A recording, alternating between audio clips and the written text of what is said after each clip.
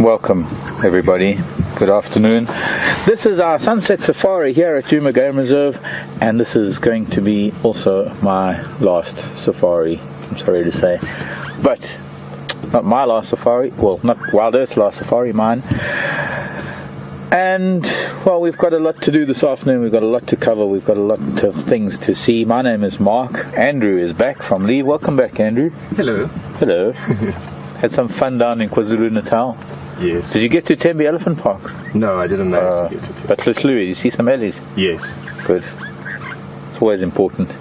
Andrew's just back from leave. Andrew's on camera with me this afternoon. Liam and James are on the other vehicle, and they'll be joining you shortly. For the time being, you're with me. And I'm starting this afternoon, because it's my last drive, because I've spent some time here at Djuma, and I've spent a lot of time with Wild Earth. I've decided that this afternoon, although we're going to be doing what we do every day. We're looking for animals. We want to give you some excitement from the African bushveld. But there are a lot of you out there that have been with us for a long time and have enjoyed some of the really fantastic moments that we've had in time here at Djuma Game Reserve. So I'm going to stay on Djuma this afternoon. We're starting here on quarantine, and we're going to start talking about some of the things that we've seen in the past, some of the most amazing moments that we've had. And I think one of the most important things about this open area that we call quarantine, there are two things: elephants and leopards. And leopards, because every single morning when we leave camp, there was always this, maybe there's going to be a leopard on quarantine, because the quarantine, this open area that we live next to, is dotted with some really magical and really big marula trees, and they're kind of the ideal trees for leopards to lie in, or leopards to take their kills up. And especially because this open area is a good place for animals to congregate on in the evenings, it's a really great place for some of the predators to hunt. So from that point of view, we've always wondered what we're going to find on quarantine when we wake up in the morning. And I can never forget some moments of leaving Djuma and not checking what's on quarantine, and finding out maybe in a half hour, an hour later, that we had Induna on a juvenile wildebeest kill or something like that. But the other thing about quarantine is sort of towards the mid to late summer months, when the marula fruits start fruiting, and with all these beautiful big marula trees, the marula fruits litter the ground, and we get this succession of elephant bulls, a few cow groups, a few family groups, and matriarchal groups that come through. But essentially it's the bulls that almost race here. It's almost like there's a competition to get here, because whoever gets here first gets to get the best crop. And we've even had times when some of these ellies that come to quarantine actually headbutt the marula trees to shake off the marula fruits. It is a bit of a fallacy that they get drunk on the fruits. That doesn't really happen, but they really do like them. And then although they eat an inordinate number of marula fruits, they are little round fruits that have a fairly big stone, so there's not really much fruit on the fruit. It would take hundreds and hundreds of fruits to even get them remotely tipsy. But also because so many of those fruits actually just pass through the digestive system and aren't even acted on by the digestive system, so it doesn't even get into the bloodstream. So I want to drive up and down quarantine. I want to go up this way. We're going to come back another way, because I want to go around Djuma this afternoon. I want to reminisce about some of the amazing places and some of the amazing things that we've seen. So what I'm going to do is I'm going to tell you where we're going to be going. We're going north. That's why it's a bad place to start, but we're on the southern end of quarantine. I want to go up this way onto quarantine, and then come back down from that little road that comes off of Zoe's Road, along the western side of quarantine. And I want to go down, and I know this is a really long-term plan, and I'm hoping that some animal is going to divert us from this plan, but in case that doesn't happen, Weaver's Nest, because I want to get to a dead tree that Sharon asked me about, where a python used to spend the winter, and I think that's my aim for this afternoon, is to sort of get there, and then we'll see where we go from there. The long-term idea is that we'll get around Djuma. We'll try and get to see, hello monarch butterfly, remind me on that one. Of course, we've got James out there with Liam, and they're going to be finding stuff, and I hope that we're going to be cutting to them a lot when they find some animals, and well, I hope we do too.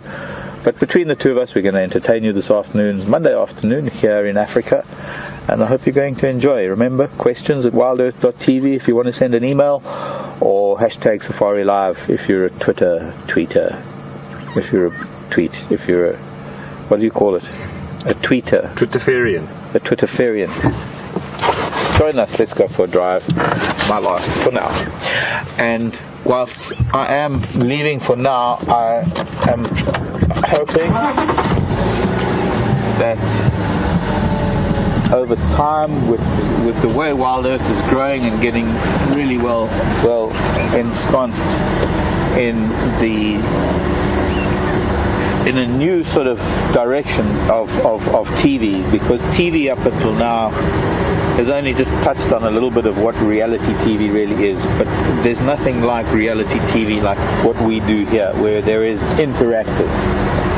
There is no reality TV that is as interactive as what we can produce in terms of wildlife. Anyways, to start with, I've just seen a monarch butterfly. There's one actually flitting behind us, and that's one. And already, the first thing that comes to mind driving next to this termite mound is once upon a time there were some sage plants towards the end of summer. There's a spider web. I don't know, can you see it glowing there? That little patch of white is actually a funnel web spider, and almost right there was some sage, some wild sage that was growing, and there was a particular moment, I think it was only a few days, and I can't remember where it was. I think Seb was with me on camera, and there were probably a couple of hundred monarchs flitting around, and they were probably getting minerals out of the plant, and we actually managed to get the camera off of the vehicle. I think Mike Williamson was here at the time, Mike from Australia, Mike and Laura, and we had the camera off of the vehicle driving through this cloud of monarch butterflies. And that is so unusual for Africa, because we don't have a migration of monarch butterflies as you do in North America, for example. Our monarch butterflies are here all year round. So this is quarantine. This is an open area that has every single tree here probably has a memory, almost. I can remember this up here. In fact, there's a log. If we can, no, I can't see it now. Never mind. But there's a big log here that was our original, our first fireside chat place from this series. But earlier on in the days, we were never here for fireside chat. But there was somewhere up here, maybe near that fallen tree over there, beyond that jackalberry, that lovely dark green tree. That's the jackalberry, where we did find Induna here early one morning. And we actually found the leg of a baby wildebeest. That was summer of probably 2000, and probably December of 2000, and if it was in Duna, it would have been 2010, 9 or 10, it would be 9. Induna was one of Karula's cubs, by the way. If you're joining us for the first time now, I'm going to be talking about things that it might confuse you, or you might not know, and I hope that I can give you a little bit of history. But there are a lot of long-term viewers that have been with us for a long time, and a lot of you will know exactly what I'm talking about. We're listening to some Aramark babblers that are doing what babblers do, off to the left. A lone Impala ram to my right. Now the babblers have stopped. They're in that marula that Andrew's showing you now. Can't get too close on them. Aramark babblers, they live in colonies, and sometimes when they meet up with other colonies, they actually have these babbling competitions, as you can start hearing now. Oh, and some green woodapus that just flew away. Colonies, they actually have these babbling competitions, as you can start hearing now. Oh, and some green woodapus that just flew away. They can compete for sound.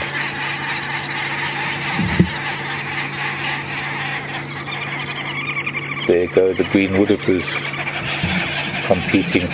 There are two families of babblers here right now, actually. There's the one in the marula tree that we're looking at now, and there's another family up in one of the cluster leaves, the silver cluster leaves further on. With the green There they are, the green woodapus arriving to add their cackling laughter with a squirrel. What's that? I can see something with a wing.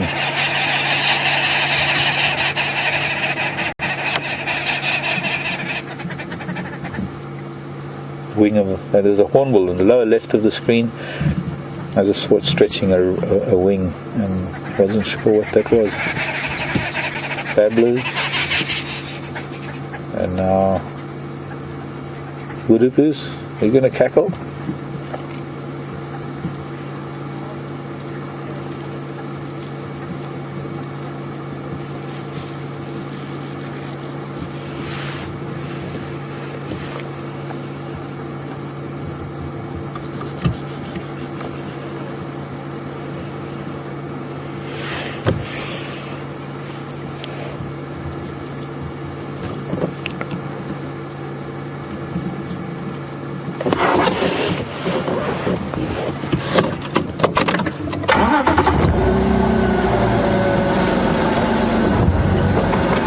I can see a lovely big kudu bull walking along the top end of quarantine.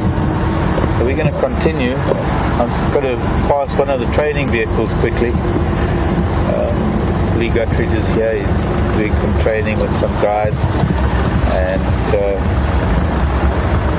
I'm going to get past him. So I'm just going to have a chat quickly. Hello, Diana. Hi. Good. Sorry, I can't stop. Hi, everybody. Good luck.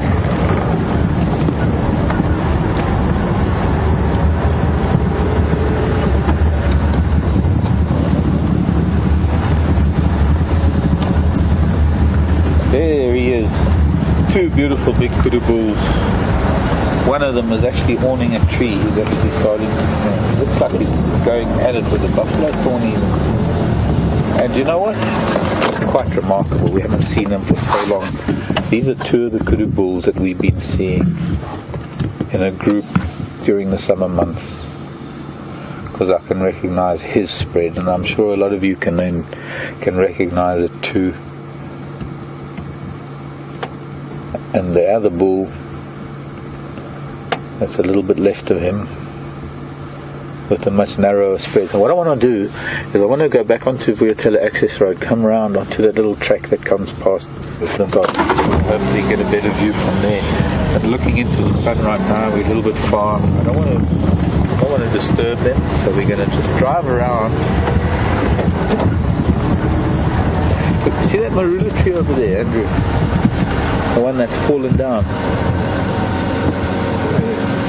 I can remember when that was ring barked. I mean, that must have been ring barked a few months ago. I mean, years ago, back in 2009 or 10. I remember that marula tree dying actually. Looking for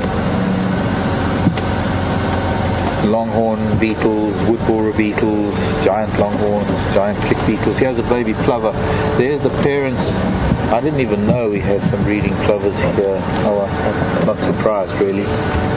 But crown plover or crown lapwing, I think they're called now.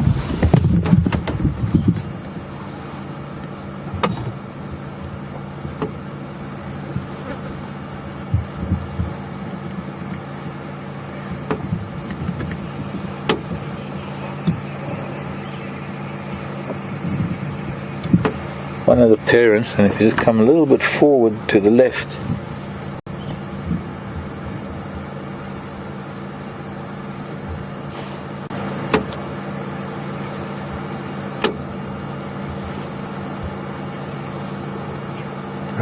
there, on the right.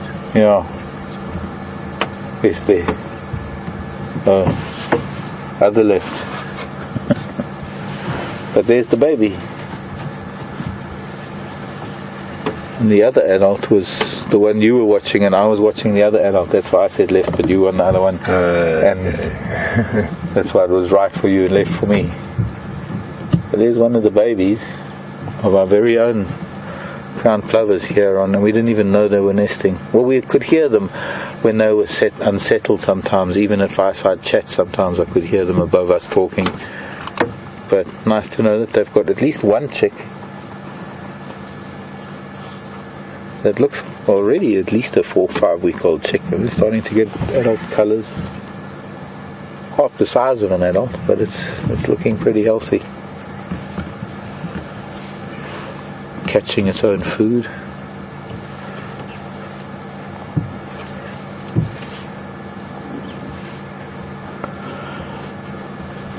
The little tree is, I think, a little rain tree, little apple leaf. And just beyond the little apple leaf are the masts from Vuyatela Lodge. And sort of shows you where we are in relation to the lodge. Quarantine is right next to camp, and so often we would actually hear things happening out here and come and investigate. It is an artificially cleared area, it always has been, and whilst there are some new trees growing that do get to become trees, for the most part it is here to accommodate a lot of the herbivores that need and prefer open areas in the evenings, because it is quite a thing to have to spend the time in thick bush, as dense as it can be with the bush willow and a lot of the vegetation that we get here. You have to spend all of that time at night being nervous about every little thing that moves, and not being able to see each other. We've talked about in the past the markings of all the animals and how it's so important that they engage in more of a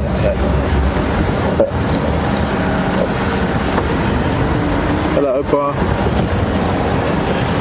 More of a visual communication rather than an audio or a verbal communication, and that's what a lot of their markings are for. And so when you're in this kind of thick bush, especially at night, one of the reasons why our black and white are so stark, because it can show individuals what other individuals are doing, how they're behaving. It doesn't really work in bush, it works out in the open areas. It makes for safer environments for the families, for the groups, for the herds. Vuyatela access road, that is Gallagher shortcut. Now, I'm interested to know if anybody was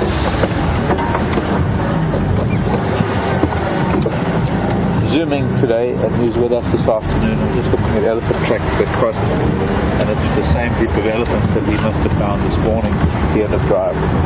But if you were at Gowrie Dam this afternoon, or in the last few hours, if you were zooming, or if you happen to be on that page watching our live stream from Gowrie Dam, please let us know if you saw anything. Likewise with Arathusa. James at some point has got to venture onto Arathusa. He's got to go and see what it's all about over there. So if there was something at the dam that we could follow up on.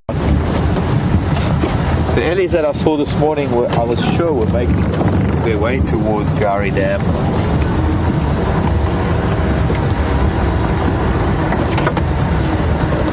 Right, complete change of direction. We're now on this little track that runs from Zoe's Road, and it eventually ends up going along the western edge of Quarantine. And it's one of these roads that has a couple of plants that are some of them ubiquitous, but some of them unique to this area. One of them is this little yellow flower that's starting to fade on the monkey pod, the senna.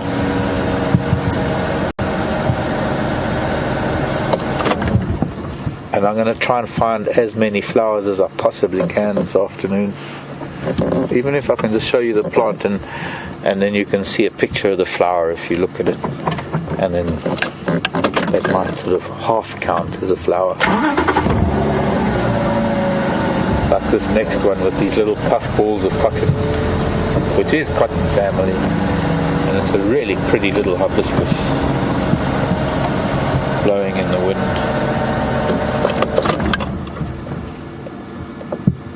You get dwarf hibiscus and you get miniature hibiscus, and then of course you get all the wild hibiscus that we see when it's wetter, but those are the seeds encased in cotton, because the hibiscus is cotton family, or mallow family, the Malvasia.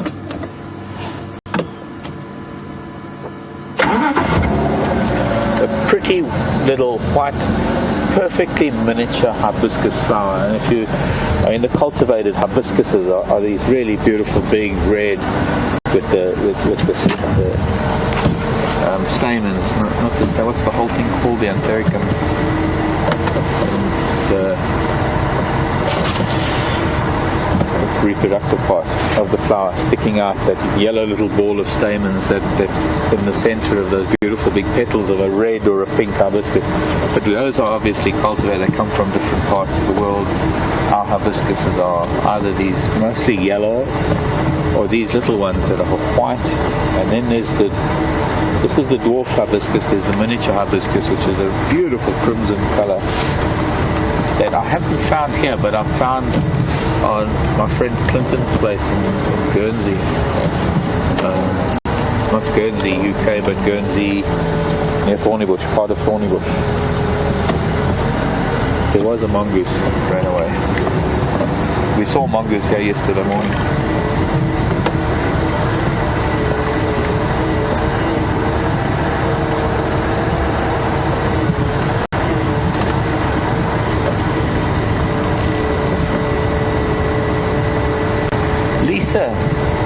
Hello Lisa, thanks for the question. Quite an interesting question that I thought might require a lot of thought, but then actually it doesn't. Lisa's saying all the time that I've spent in the Sabi sand, and it's actually quite a considerable amount of time, considering that I first started in the Sabi sand in the late 80s. I spent a few years here in the southern Sabi sand in the late 80s, what is now Lion Sands. In those days it was Sabi River Lodge, and we had a community of people of note. Steph, who was with us recently, is also an ex-Sabi person, so there's a kind of a subculture about those of us who were once with Sabi. Actually, I started at Kulisaba, believe it or not, when it was a very tiny, long before Mr. Virgin Atlantic took it over. That was in my first job in 86, 87, somewhere there. 87. I've spent time in the central part of the Sabi Sands. I've spent time in the northwestern, and now in the northeastern. I've done game counts in the central part, and the question essentially was whether I've noticed any changes, whether they be positive or negative, and ultimately not really. The Sabi sand has always been a very, very tight-knit and very, very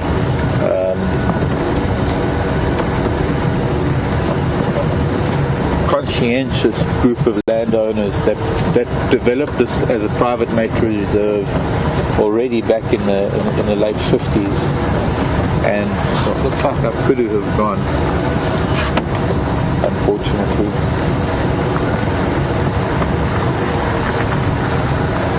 And up there, right up ahead of us.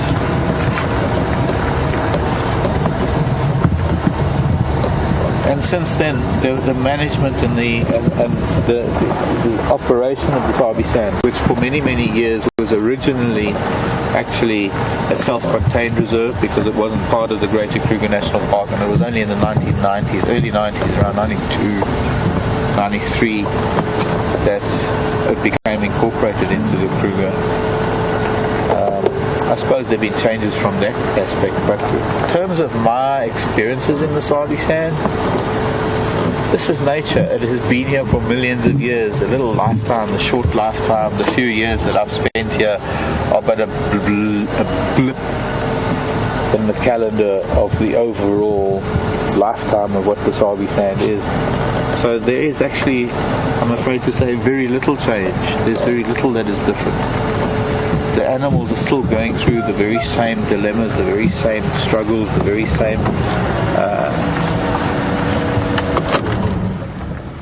sorry, Kudu and Impala and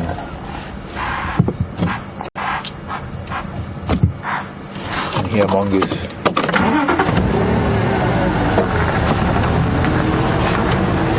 A world like this, but that is so many millions of acres, a world like this that is just so incredibly self-regulated, doesn't really change that much over the years. Trees grow, trees die, animals grow. Some get eaten, some don't, some get killed, some don't. There's live and die. It's that part of life that is nature. It's something that leadwood over there would have probably seen a couple of 100 years. It's beautiful leadwood. We were actually asked about living leadwoods because we were talking about dead leadwoods the other day.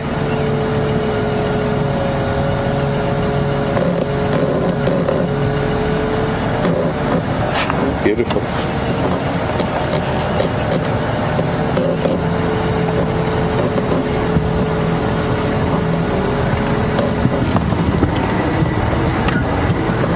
So, on my afternoon rounds of Juma to talk about some really wonderful things, I'm going to hand you over to James. I think he's at Treehouse Dam or something. So we'll go over to James and I'll talk to you in a little while. I'm going to see what else I can find for you. Well, because I haven't found anything yet. But see you just now. Later.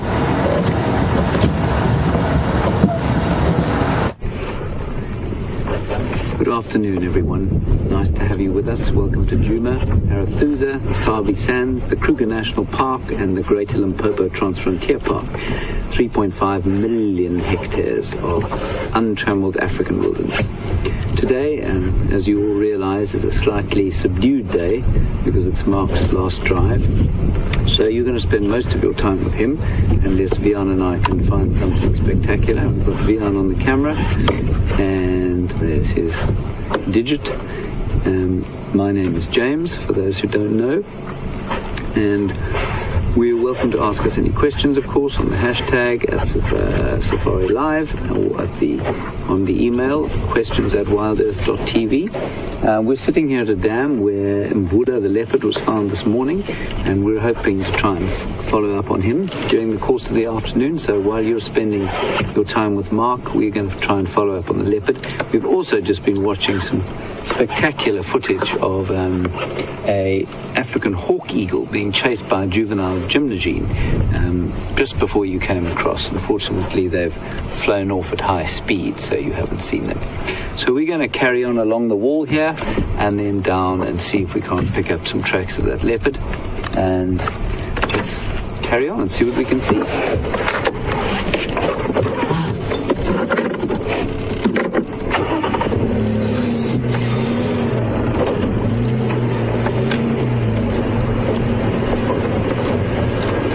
Hot today, very unusually hot for this time of year.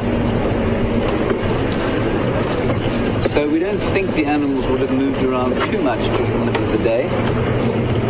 Of course, the one animal that does buck that rule is often the leopard.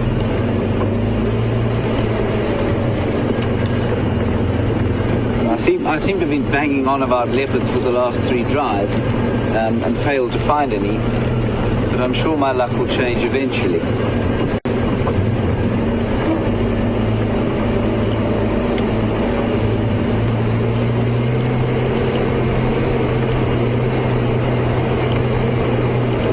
So the edge is just coming off the heat. We expect to find quite a few animals coming down to drink later on. There's a water buck over there. I'm sure you can see it through.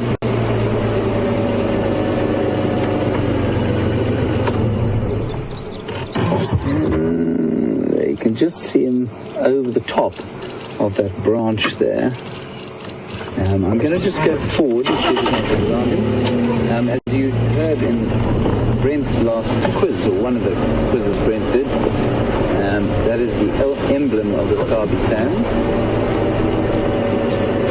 There he is. He's a rather magnificent old fellow. And he's around the water. Waterbuck, a number of misnomers about waterbuck, and one of them being that lions don't eat them. Lions will in fact eat them, but I've even eaten some waterbuck at one stage, and they don't taste bad. But apparently what happens is they've got fairly strong musk glands under the skin, so the meat can get tainted. And so if lions have the choice of other meat, they might perhaps choose to eat it. But waterbuck is definitely a good prey species for lions, but big for most of the other predators. But a large pack of wild dogs would take one, and certainly a pack of hyenas would. He's sitting there just chewing his cud, enjoying the soporific nature of the heat before he gets up. I'm sure he'll graze again as we go into the evening. Let's press on a little bit.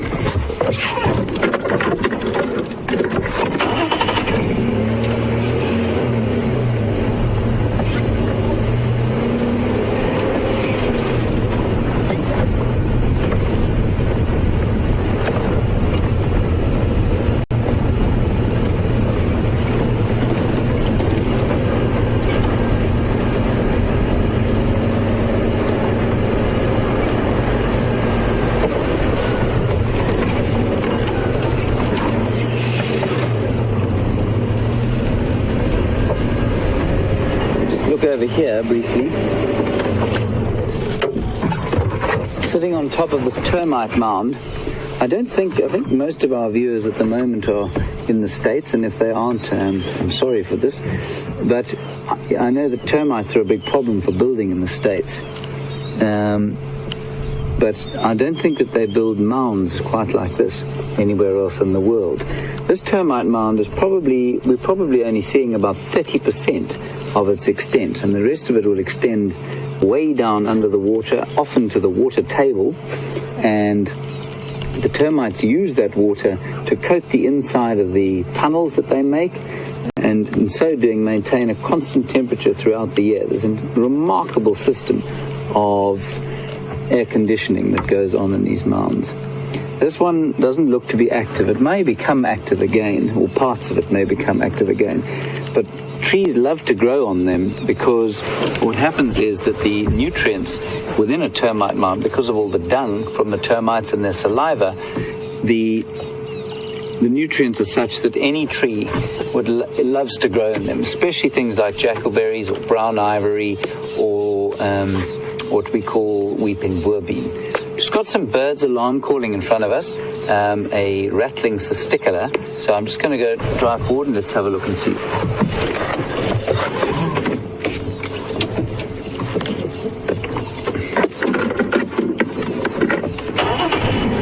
While we do meander forward, if anybody would like to give me some information on European or American termites and where they live, that would be fascinating. Yeah, Marcs, friendly.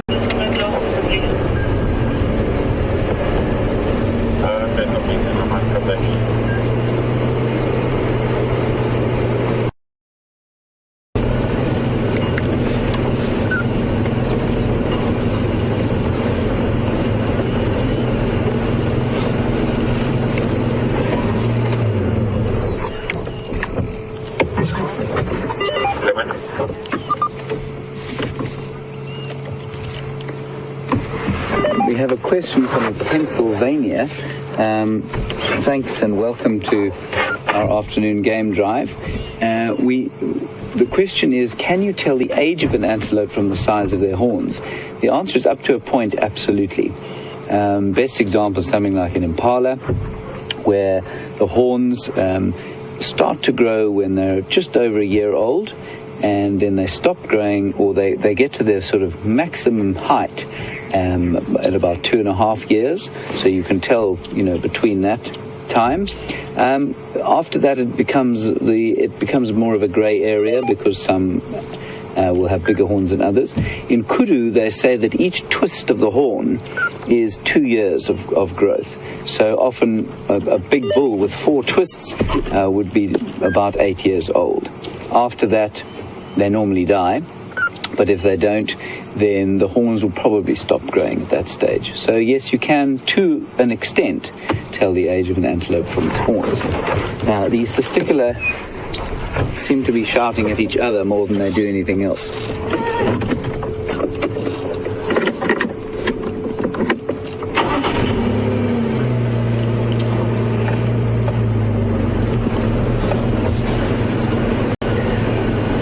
and we're going to link back to Mark now, who's with some of his favorite animals. Enjoy your time with Mark.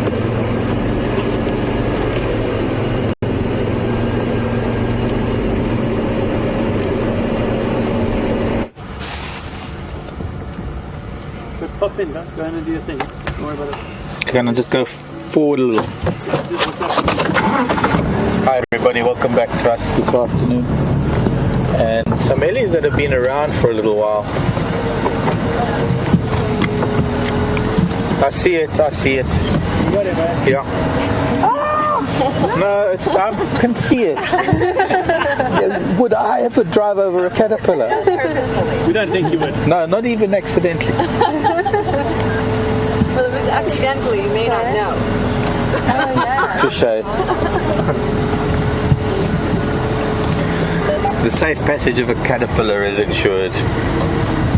So a couple of ellies, well 3. It looks like this could be that little group that have been hanging around for some time of late. And just coming past Lee and his students, it's quite a comical thing, because they were watching this caterpillar for a while and they were all worried that I was going to drive over it, and I suppose it's true. How would I know if it's unintentional? So I think, as Lee said, I think these are the 3 that have been hanging around Djuma for a while now. And sorry about all that banter, but it is necessary to chat to the neighbours. Necessary, it's fun. And it's polite and all. So now I'm thinking that possibly she is...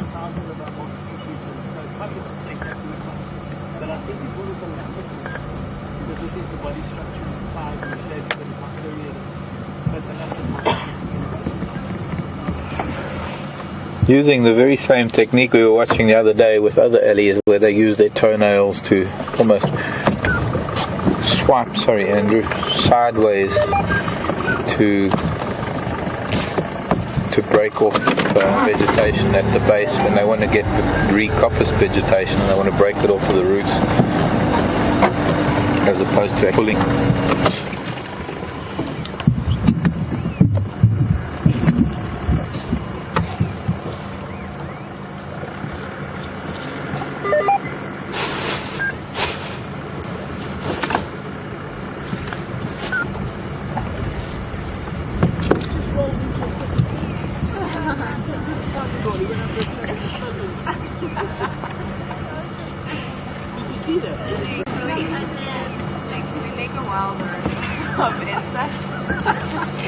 I think you would have really good commentary. It's like a sumo roll to the right.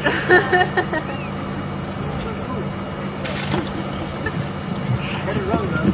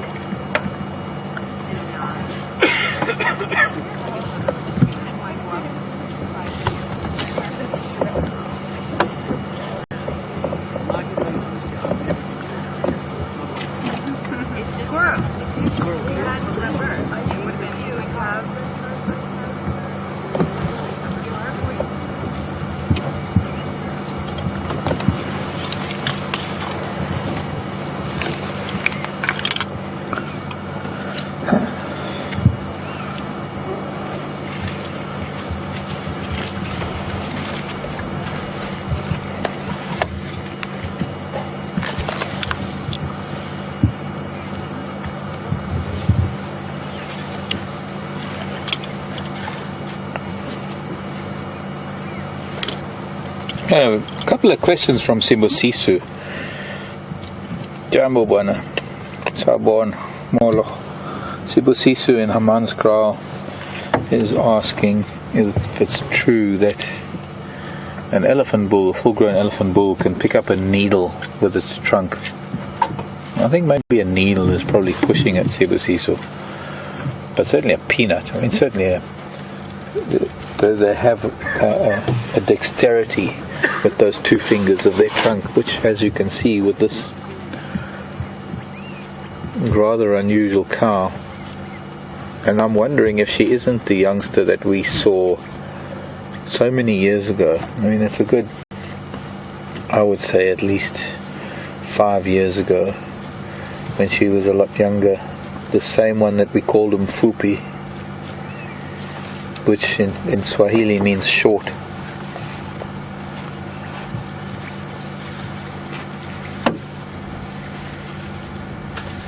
And the fact that she's got these two calves that are,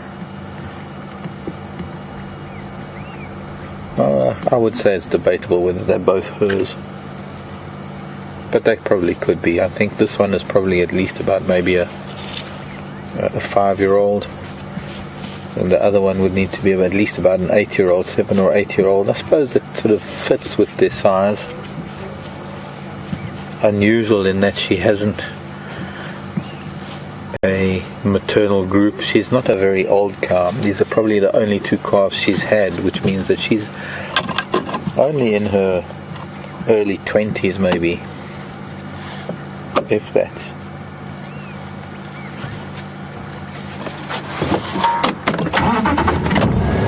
It's like they're heading out onto quarantine eventually.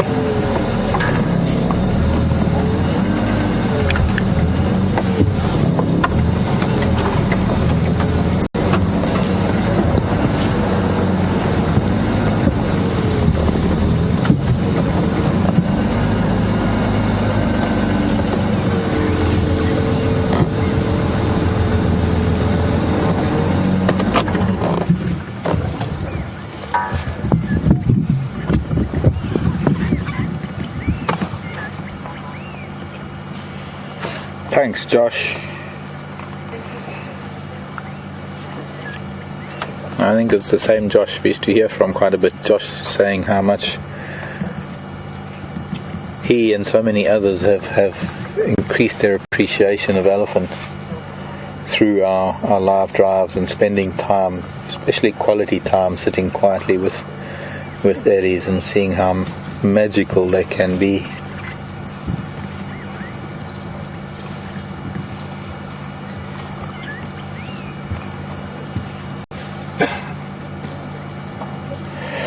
And while I'd like to spend a lot more time with them, I want to leave them be because there are a couple of other vehicles here.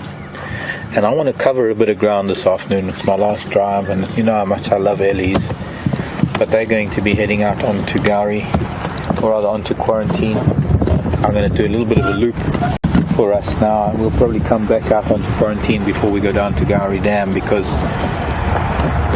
I had far too ambitious thought for the afternoon that we would get around most of Djuma and I'd be able to reminisce about all sorts of things that we've shared together over the years, especially this little bit of a drive. And I'm using my gravity drive on Wendy right now to get to the bottom of this story, the bottom of this road, where there are other stories to be told from days gone by and days to come. We'll present you with new stories as long as you keep watching Wild Earth. Because whilst I have all these memories of places, every one of us that are presenting and filming are in our own ways developing our own new memories. Bless you. Thank you.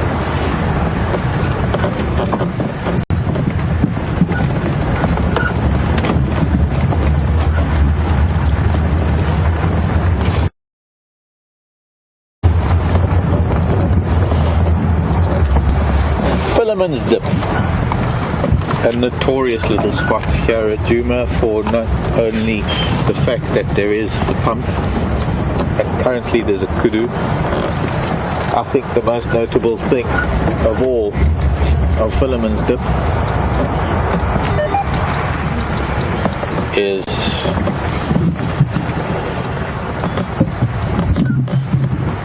the sausage tree.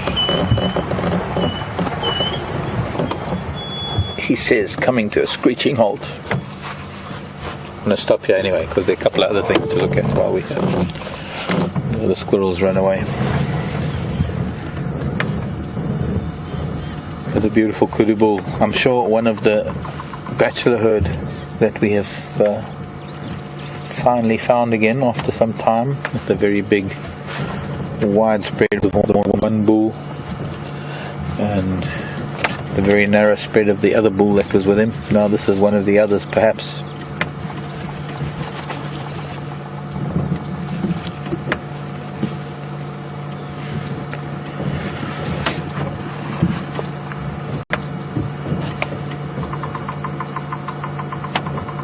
The distant knock of a woodpecker.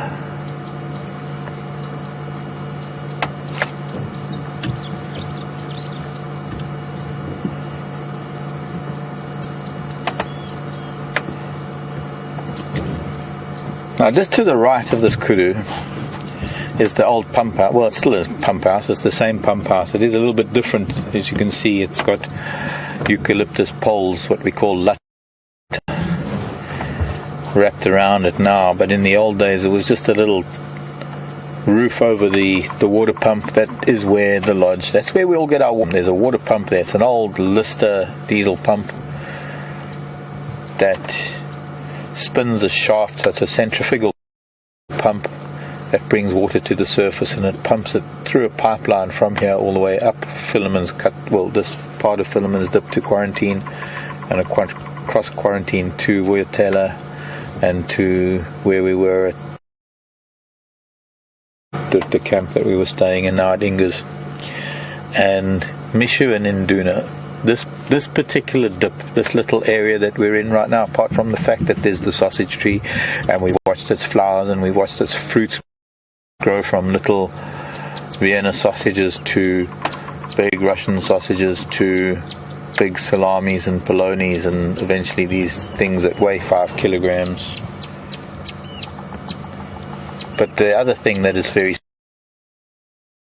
special about this little area is that Karula used to leave Mishun in Duna here, 2 of her cubs that were born in 2008, and I followed them for the whole of 2009, 2010 and going into 2011. The amount of times we found those boys here, they were even playing with some of the things that were in the pump house. There were times when I was this little dip. I can't use gravity drive anymore. I've run out of gravity drive. Have to just use the engine for a bit. Here we go. Oh, let me stop. The kudu's coming out.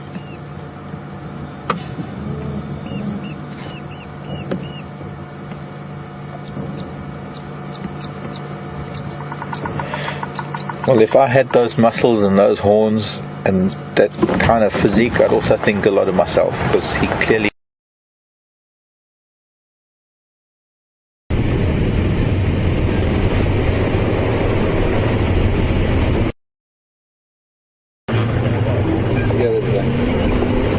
whatever you like. Copy.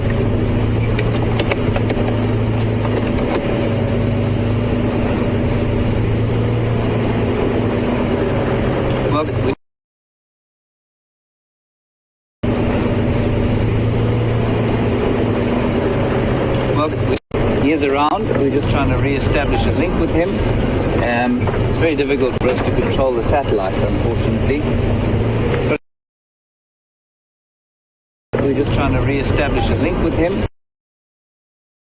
Out.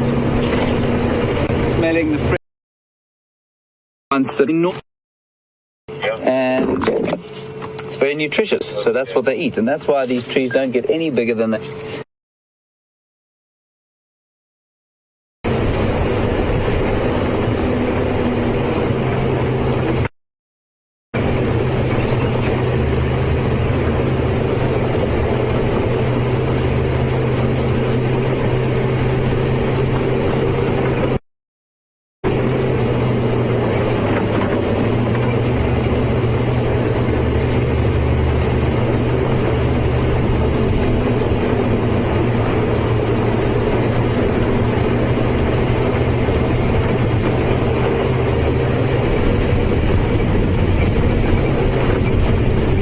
sandy patch?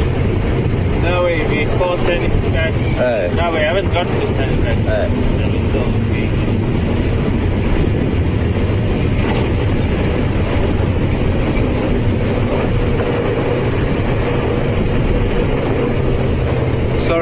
Sorry you left us again. The satellites are not behaving the way we'd like them to. I'm not sure how far down the teak story we got before the satellites went out of range, but I'm going to try and find another teak tree and we'll have a go at that. In the meanwhile, I thought we might have an advanced tree quiz this afternoon for those of you who are feeling very particularly sharp, or perhaps a little tired at work, or whatever it is that you might be doing. We've got a number of different bush willow species in the area, and I wondered if you would like to try and find out what they were. I think we'll start off with 3 to begin with, and if you can give me 4, that'll be particularly impressive, and I will clap loudly on live streaming internet if you manage to give me 4 or 5. Have a go at that. Hashtag Safari Live or questions@wildearth.tv.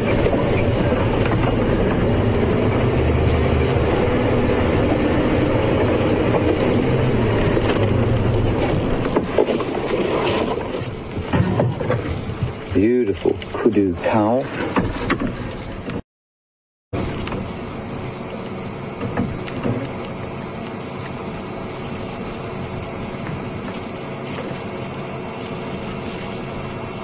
Isn't that a stunning sight? Got her huge ears, listening out for any danger there might be. Highly selective and prehensile lips to help them choose exactly which pieces, which buds and leaves and twig ends they want to eat.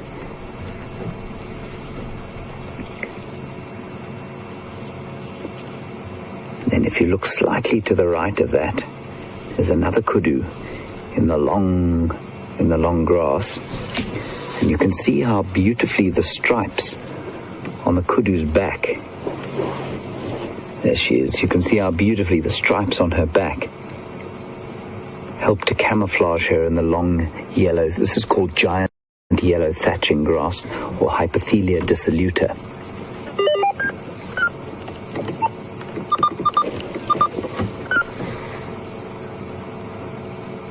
Although it looks like she might be grazing, she isn't actually. She's not eating grass. She's finding small, what we call forbs, or herbaceous plants, down in the understory.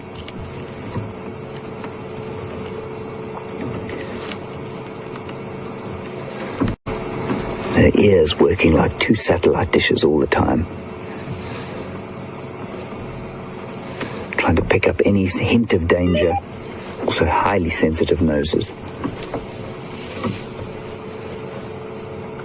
You can see there she's picked up a creeper off the ground.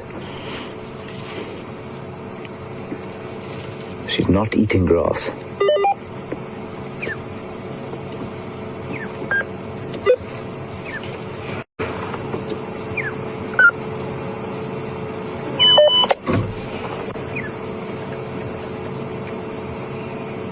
Stunning golden light coming through the grass there. Beautiful. And that for me is the color of the African winter. Glorious golden yellow ginger color when the sun starts to set at the end of the day. Let's see how the other one's doing.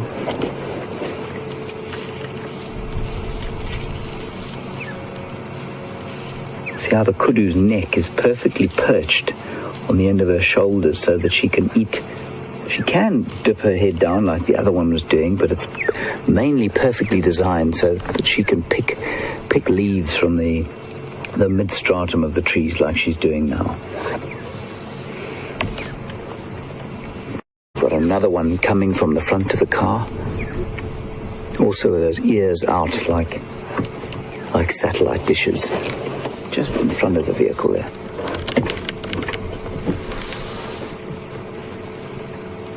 There she comes. just going to sneak a little bit further down the road.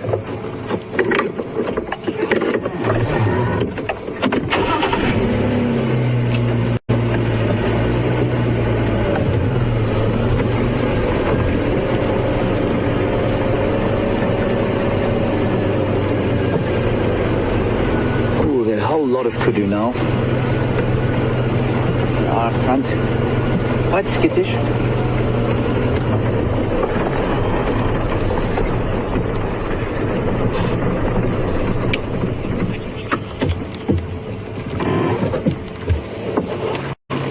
Go. Just hoping, I don't know if she'll turn her head to us. I'm not sure that she will. What's interesting, just hoping she'll turn. No, she won't. The other two are running from a vehicle that's just gone past us.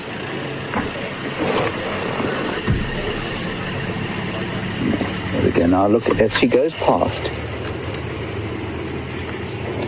There she is. I don't know if you can see, but underneath her eyes, she's got white stripes, much like lions do.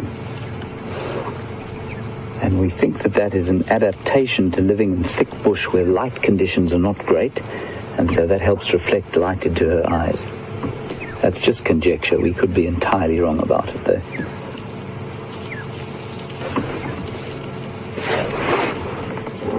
There's one right behind us.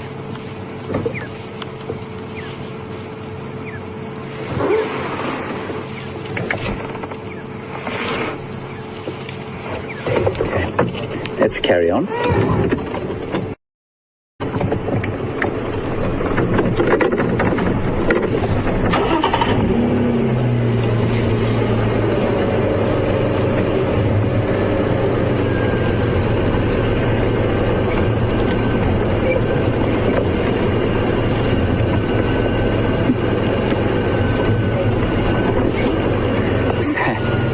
Sam has come up with an answer to our quiz. She's given me 6 species of bush willow, 3 of which she recalls seeing on drive. She gave the leadwood, which is Combretum imberbe, the red bush willow, Combretum apiculatum, and the variable bush willow, Combretum calinum, which I'll try and show them all to you as we go along. And then she also mentions another 3, which she says, 3 or 4, that she says she doesn't know if they are here. Sam, they are found here. Most of the ones you said the river bush willow, I think, Combretum erythrophyllum, then we get the russet bush willow, Combretum herreraense.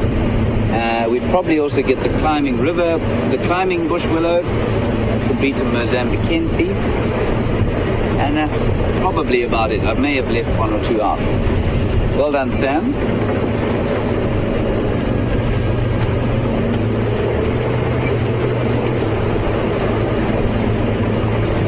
And while we carry on the trail of whatever else we can find, we're going to cross back to Marc and see how he's enjoying his final drive.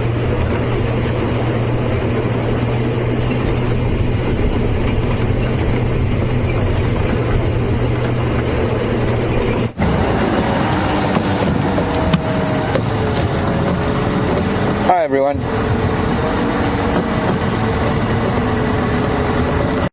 Welcome back to our, well, this is Wendy, and we're still on Weaver's Nest. I've been stopping at a few places along Weaver's Nest that have held memories, but we've had a bit of a technical issue this afternoon, and of course there's time to go to James and things. But a couple of things that I came past that I want to remind you of, and I'm hoping that the guys are going to show you in the future. Remember, there's that orchid. It's just off Weaver's Nest, just on the eastern side of Weaver's Nest where Elephant Skull Junction is. It's that beautiful orchid in the leadwood tree. There was that wonderful time when we were coming through the dip between the 2 roads that go up to Treehouse Dam, when we had Karula and both boys. We had all 3 of them with an impala kill in that drainage line, and there are a couple of little jackalberries or knobthorns that had been pushed across the drainage line, so they were lying at an angle, and they were on this kill, and I think 2 or 3 hyena came in and there was just mayhem, and both boys, Karula made, I think she had also already left, and it was just Mishun and Duna, and the two of them jumped into the tree, and as they ran up the tree, the one hyena almost snapped at the heels of one of the boys. But that was quite an amazing time. But we are here for a specific reason. I've missed the orchid to show you, but I'm sure you're going to see it again. And do remember that when come September, you better remind anybody who's driving to come try and show you the orchid flowers. And then just after that, just behind us somewhere, is that Stapelia, which is the carrion flower, that really beautiful starfish flower that I learned from the viewers is actually a pot plant, and a plant that is grown in many parts of the world as a house plant, much like the Sansevieria that we saw today. But I'm here for another reason. I'm here because we're about to enter Gari Gari Main, and this, where I am, is the old firebreak. And down this road on the old firebreak used to be a tree that had a hole in it. It was a knobthorn, and I think it's that knobthorn down there. And Sharon in Austria, who's been with us for a long time, wanted to know if there's still a part in it. I'm going to try and get to it, but as you can see, there's a knobthorn across the road, courtesy of our local packager, and I can't get there right now. But that, I think, is the tree, or it might be a little bit further on, but I do distinctly remember that tree being here. It's not this one next to us, because the one that is next to me, there's a hole very, very high up that we can't see, and so the python couldn't or wouldn't, well, even if it's there, we wouldn't know. I'm not a tree climber like Peter. I couldn't get up there. But interestingly, just for Genevieve, in part of New York State, are the fungi, the bracket fungi that you can see growing out of this knobthorn. Beautiful skeletons they are. Sharon, I'm going to go and see if I can find that hole in the tree. And then we'll go to Twin Dams and reminisce about a few other wonderful moments over the past few years. If I can't get through here, I'll try and get there from Gari Main. But this whole, it actually used to be a road we used to, Gari Main was actually getting too busy, because this is a firebreak road that runs parallel. It's from the days when there used to be fences, so there would be a road on the inside of the fence and a road on the outside of the fence. I have them at home too, and nowadays, because there aren't any fences, you get two parallel roads. But it's nice to know that they've actually let that road grow over, and it is no longer an active road, and returning to its original roots. So I'm going to sneak across. I can hear some oxpeckers actually.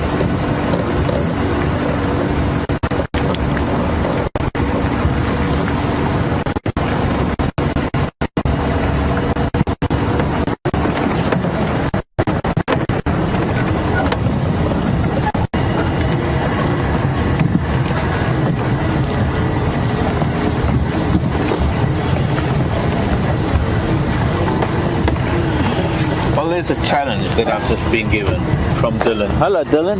Nice to hear from you. Dylan in Iowa. Has there been one moment that has inspired me to change?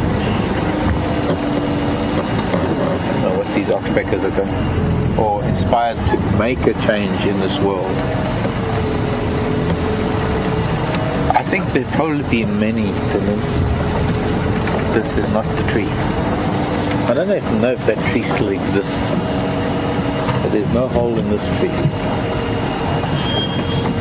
I know for a fact that it was down this little bit of firebreak road, because I used to come and visit it, because it was such a magic thing to see a python. And if we go back this way, past these oxpeckers that are complaining, we get to the other side of the tree we were looking at, where the other knobthorn is being pushed over. There's nothing really in between. There's a little bit of an apple leaf. This is a little bit further down, but I was so confident. Yes, there's the hole, Sharon. Okay. oxpeckers are making a noise because of from that one that you're on, Andrew. If you can come down, it's hidden behind the guarri bush. I guess it shows how much this guarri bush has grown over the years, but there, hidden behind the leaves of the guarri bush, is the hole where there used to be a python. And I can't get to it because of this knobthorn that's been pushed over in front of us. It would be so interesting. It would be really amazing if there was a python still in there today. So I'm going to try something. Although the way this oxpecker is complaining, I'm starting to think that it might be an oxpecker's nest. And because I'm really aiming at it. See, the oxpeckers are not doing their normal call. They're kind of alarming a little bit. There's the one at the top of the tree.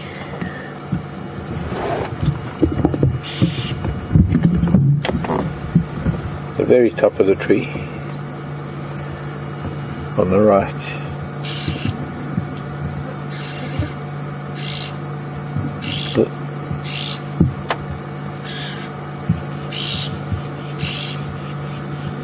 What's in there? Do you think that's the oxpecker hole? Maybe lighten it up. Well, it could be. It would make more sense that if that's their hole.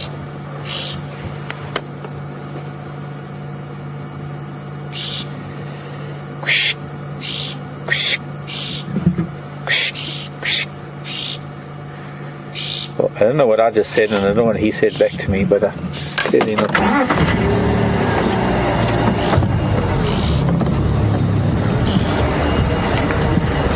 Try something. Stop here.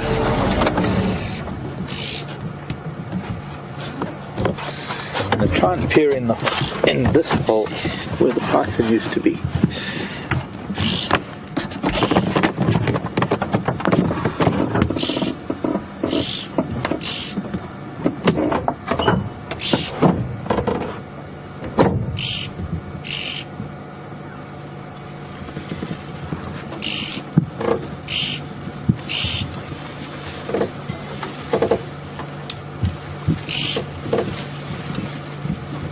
Maybe if I move the branches, can you see it now? Yeah, I can see, but I can't see anything in there. No, but I just want the shape. Yeah, I can see it nicely. The shape of the hole. Yeah.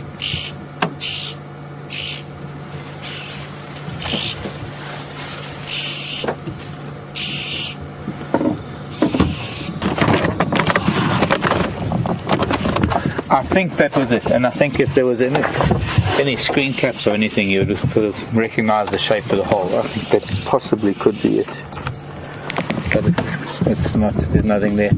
Oxpeckers are still up at the top of the tree. Not happy with me being here, so I'm going to just remove myself from the equation. Sorry, children. Bye. I'm going now. Screaming blue murder. Almost.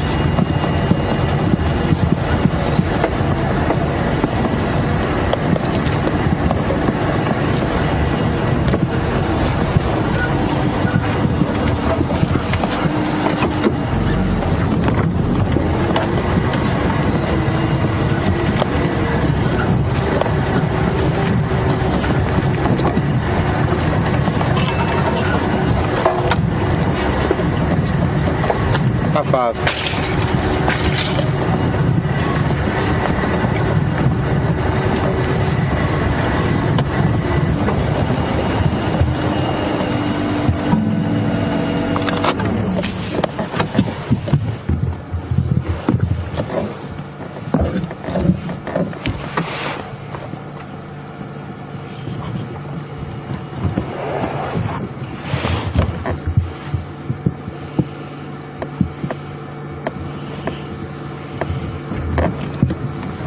I just had to stop because I'm really getting a bit of a problem with communication today. But it sounds like it's James in Kansas City. My friend James, Mr. Bear. Greetings to you, Squire, and hope hasn't heard the last of you. I'm just going to have to stop and talk to somebody because that's what we do. And I shall be joining. I'll be back with you shortly. How are you? Good. How are you? Good, and you? Good. Good afternoon, all. Having fun? Good. Take care.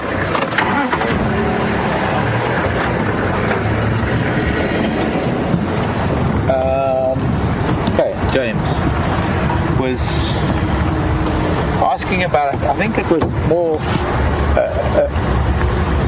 an incident, or rather something we saw back in Thornybush a couple of years ago, and I haven't really seen them here because I think it's the wrong time of the year yet, and you'll probably be seeing them in a couple of months' time with Scott and Brent and James. It's the processionary caterpillar, and I haven't seen any here yet, but that's what they were called, James, the processionary caterpillars. Let me just quickly,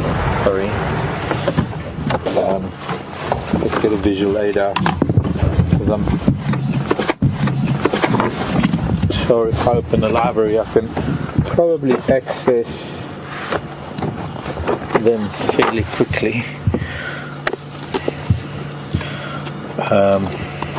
Processionary starts with processionary.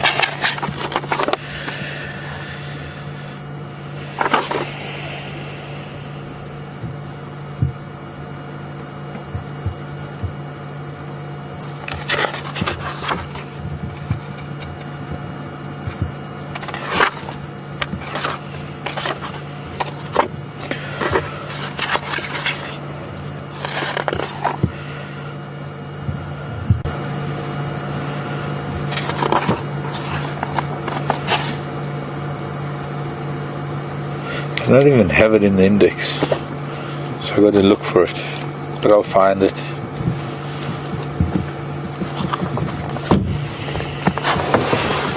Processionaries, there they are. They look like that, James.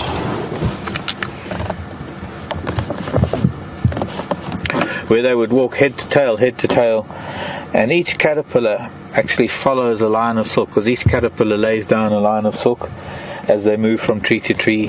And since they are quite a communal caterpillar, they probably devour quite a few leaves, especially when they start getting to be their last sort of larval stage before they become the moth that they do become.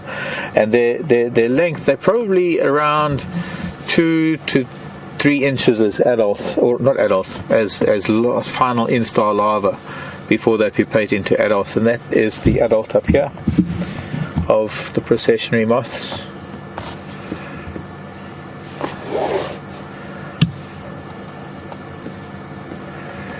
But they also pupate. Everything they do together. So they hatch as eggs, they stay together as the first instar larva. They're actually quite a pretty moth. That's a different moth, by the way. That's the equine moth. But quite remarkable little creatures. And since there are so many of them in a procession, and each one is laying down a line of silk, towards the end, after 20 or 30 caterpillars, there's actually quite a thick line of silk at the end that you can actually pick them up and move them out of the way just by moving the silk. You can bring the whole line of caterpillars off of the road and avoid squashing them. Quite remarkable creatures. Gary Main going down to Twin Dams. We need to get off of this road. There seems to be a little bit of traffic I want to avoid. Thanks for the question, James. I hope that answers it.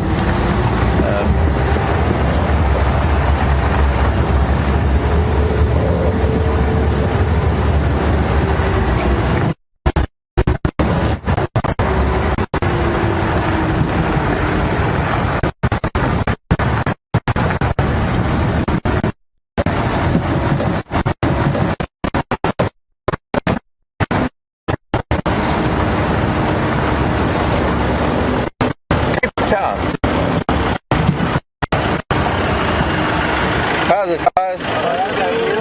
You're from Cape Town? No, we are from Victoria, but our head office is Cape Town. Okay.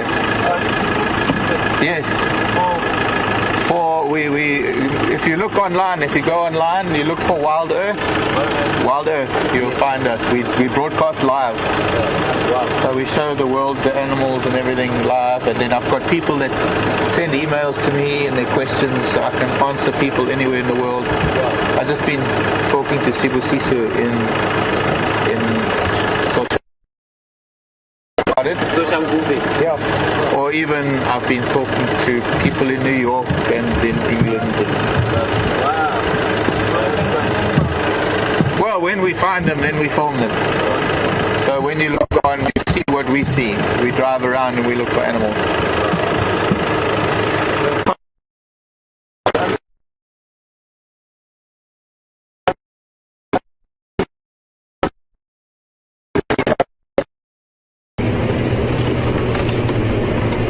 Welcome back, everyone, to our quiet afternoon safari. I hope you've been enjoying Marc's company as he takes you on a little trip of memory lane.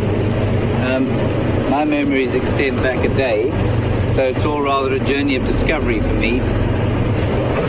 We had a little competition tree quiz there just now, and one of the trees that we spoke about was the red bush willow, and all around you can see that these red bush willows are starting to turn yellow. The colours of autumn in this part of the world tend to go straight to yellow and then brown, and this is the red bush willow, or Combretum apiculatum, and it's from this abundant tree that this kind of woodland gets its name. It's called red bush willow woodland because it's the most abundant tree. Those of you who were with me a little bit earlier will have seen or have heard some of the discussion on the teak. We spoke about its use as an eye ointment, and there are quite a few of those round-leaf teak trees around here too. And once we've had a look at this beautiful red bush willow in the golden setting sunlight, we'll go and have a quick look at the teak tree, and then we're on our way to a watering hole where I'm hoping to find a hippo and perhaps a buffalo or two. Now, Vian tells me that buffalo tend not to be the most popular animals with you viewers out there. And sorry, we're just going to look at this teak tree here to the left. And that is the round-leaf teak, which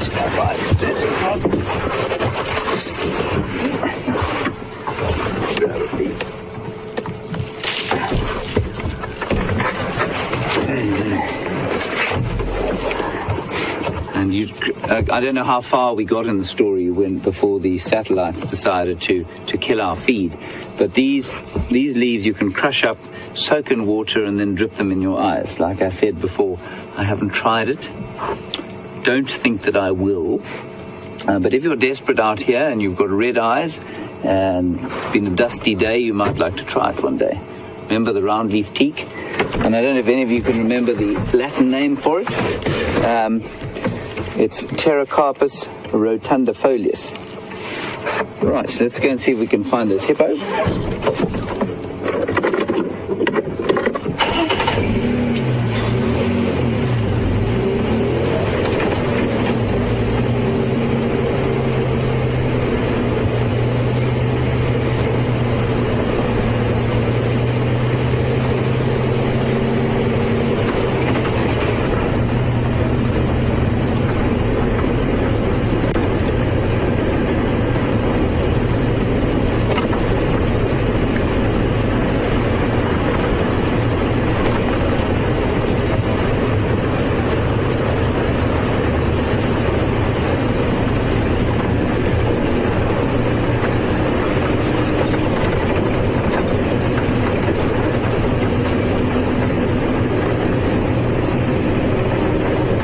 Had some feedback from Matt in Texas. Matt, thanks very much and welcome to the drive. Matt says that the termite, I asked a question earlier about mound building termites, and apparently there aren't any in North America, but they do occur in Australia and South America as well, which I didn't know. Thanks very much for that, Matt. The mound building termites here are a genus called Macrotermes, and they're what we call a fungus-growing termite. And what's fascinating about that, and there are various species of ants that will do it as well, but the termites actually grow gardens of fungus.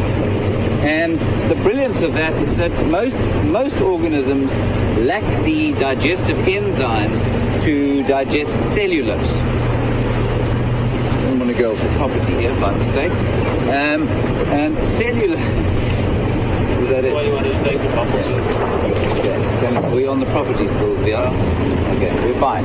Cellulose is the structural material that makes up the cell wall of plant cells. And most animals, including us, can't actually digest it. So they need help from bacteria or some other organism to do it. So cattle, for example, or the antelope we're seeing here, have bacteria in the stomach, which then help digest the cellulose and lignin and very sort of harsh material within the plant material that they eat, and that's how they derive nutrition from plants. We don't have those organisms, and the termites don't either. But what they do is they grow the fungus, and the fungus then is eaten, and that helps them to digest the wood and the cellulose and lignin that they eat as their diet. I mean, they eat dry wood, as I'm sure some of you know from your homes. And a lot of them do it through the growing of this fungus.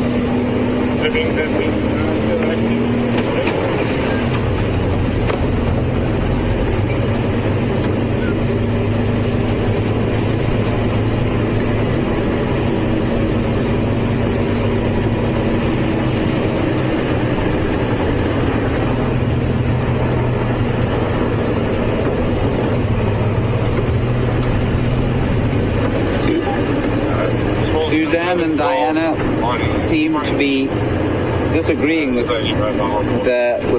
Vian that buffalo are not worth looking at. So I'm very pleased to say we're hopefully going to go and see some now.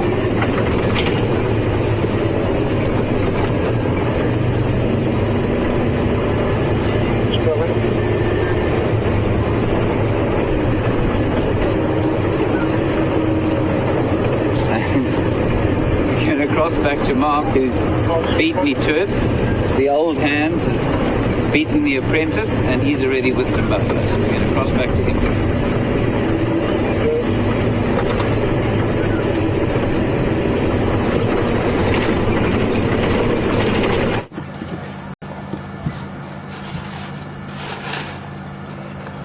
Hi everybody, well I made my way to Twin Dams. And as you can see, we've got some buffalo. But I just want to take you back a few feet, because I think James was telling you about something about termite mounds. I just want to show you a termite mound just quickly, because it's also part of my past. Moment in time. I've been here at Juma, but for a very long time. And it helps me to remember on a wall at home, a wall that's kind of draped over some railings and things. I found on my right, or my left, but my normal right, there's one big termite mound, and I don't know if any of you remember. There was a little moment a few years ago, probably about 4 years ago. I was driving this very direction, and I got to back here and draped over some of the trees just on the right hand side of this termite mound. I can't remember, it might have been even that one up there, was this enormous snakeskin. Probably one of the biggest snakeskins I've found, other than the python that I've found, and found two really big python skins, shedded skins of course. And this was from a black mamba, and it was probably over 8 feet long. When I stretched it up and I held it up next to the vehicle, and I stretched it up as high as I could, and the broken piece at the bottom touched the ground, and I held the head up as high as I could, and there was still at least 3 or more feet missing from the end of the tail. And I've always been convinced that there's been a big black mamba living around this termite mound. I'm hearing some birds around. But this is a road into, this is a northern little, or rather western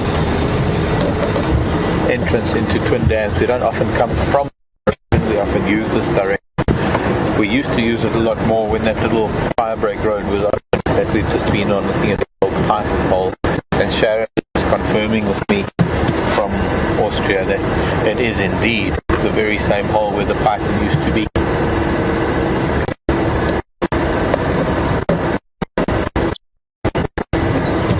Roy.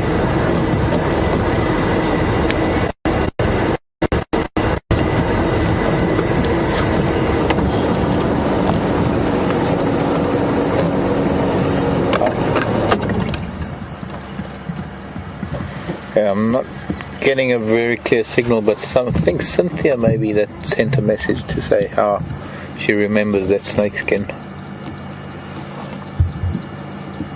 Not to be confused with the time that we saw that black mamba in the road at Thornybush. Hello boys, Buffalo boys. Now this is a very important dam in my history of being here at Djuma Game Reserve, and I remember quite clearly how I think it might have been my first or second drive. I think it was one of my first early morning drives on my own after I started, so it could have been long after my first drive that you saw when we were at Fireside Chat last night. I think it was probably after that, when I eventually joined Wild Earth and I came here full time. And I was doing a morning drive, and we came down to, and it was Rex that was with me, I think. And it was the first time that I saw shadow, and I think it was shadow. And I would love to know if anybody remembers that. I know it's asking for a lot. But my very first leopard, one of the first leopards that I found, was just arriving here at Twin Dams, and there was a leopard somewhere down there where these buffalo are doing what buffalo do. Let me get into a better position, because they're starting to wake up. They've been lying around in the mud all day, and they're starting to wake up. They're starting to get a little bit active. Hello, Roy.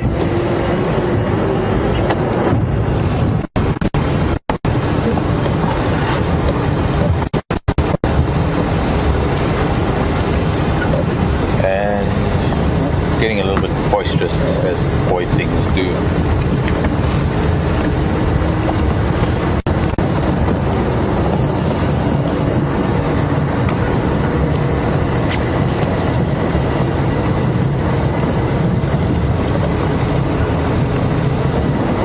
Hello boys, mind if we join the party for a bit? I feel right at home with a bunch of Duggar boys.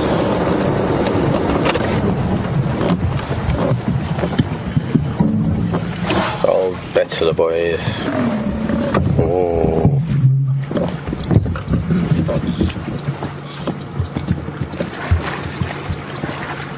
And there's always a little bit of posturing and a little bit of pushing and shoving. They've been lying around in the mud and the water all day, and they've built up a little bit of energy. It's starting to cool down, and they're going to be making their way, probably in different directions, to go and graze for the night, because it's probably going to get rather chilly down here during the night since the cold air sinks.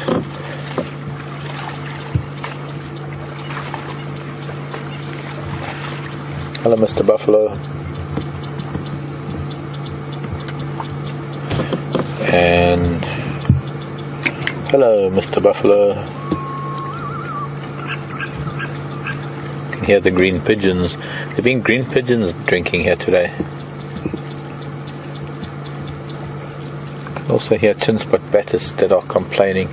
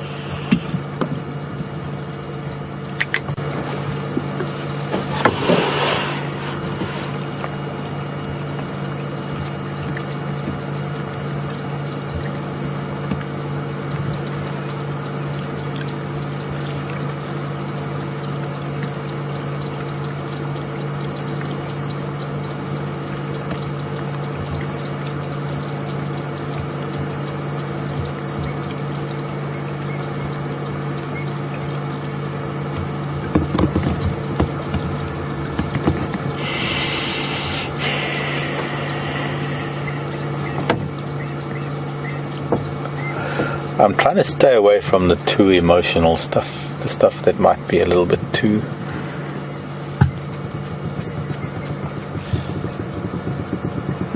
But hello Doug in Connecticut, who's asking me about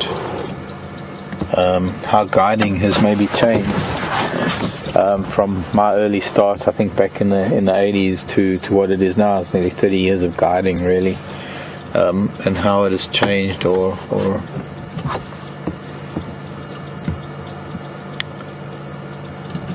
it's become very commercial, I think.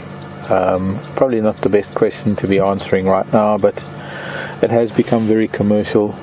I find that there are a lot of guys that don't really care, that all they are here for is to fulfill a function in a hotel. So they become merely an employee of a hotel that is performing their duty the way the hotel wants them to perform their duty, as opposed to being able to be an individual and to express an individuality or express a passion. And I think, if anything, that is one of the things. By all means, go to them while I'm talking. I think that there isn't a passion anymore. I think I'm a little disillusioned.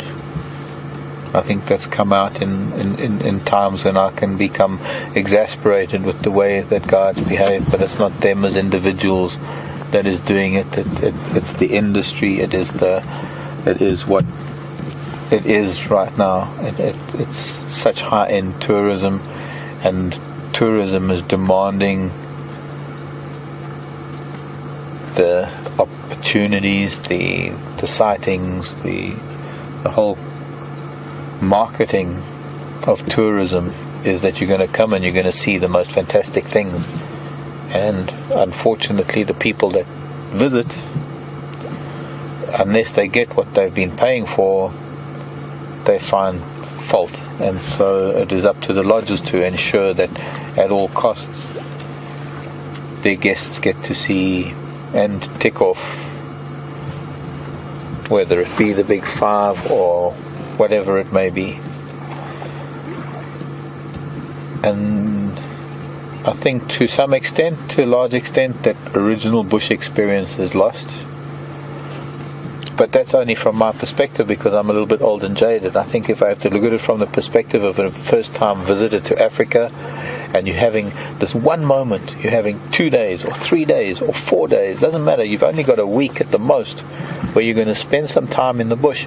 You want to see everything that you can see. You don't mind if you don't spend quality time with something, because everything you've put into your holiday is to be here for a short space of time and just to experience something. So just to experience it for a moment and find another moment to experience is what it's all about. So I understand all of that, and I just think that there needs to be a little bit of a balance between the two.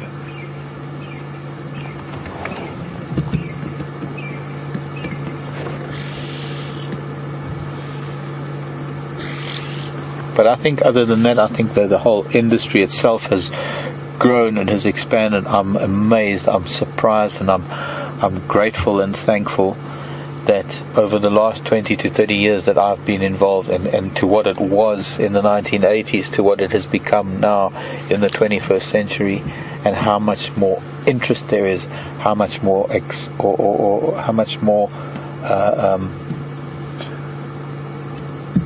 passion there is about wildlife and nature, and how much more it becomes an important facet of our lives as human beings. I think that is probably the most phenomenal thing about the growth of tourism, and the growth of especially ecotourism or wildlife tourism here in South Africa, is that so many people are coming to Africa and they're experiencing what you're experiencing through the lens. They're experiencing it in their own way. That opens their eyes to the plight of African wildlife, to the need to conserve it or preserve it, semantics, but to make sure that it, Andrew, these two bulls, The one bull's trying to greet the other, and he's trying to say hello in a nice way. But he's just far too intimidated. Love animal behavior. He's probably even older and bigger. Anyways, let's move on. One or two other things. One other thing I want to remind you about that happened almost exactly where we are standing right now was there had been summer months and winter months, and the grasses around the dam here can get very, very long during the summer. And we'd had some good seasons because it had been a drought, and when I got here with the first good rains, and I think about 2 or 3 years after I got here, I found the tip of an elephant tusk almost right here where we are. I think some of you might remember that. I know that some of you remember that because I was blown away. It was, for me, it was striking the mother lode. It's like striking gold, but not because it was of any value as an elephant tusk, but because of my passion for elephants and my life with elephants, and that here I had just the tip, just a piece of an elephant that was still walking around. Anyways, bye-bye bulls. I guess I'll see you if you come up to Mansonvula, although I highly doubt that you'll ever get there, since you got such luxurious quarters down here in the Sabi Sands and at Djuma. But nonetheless, good night, my friends. Hasta luego.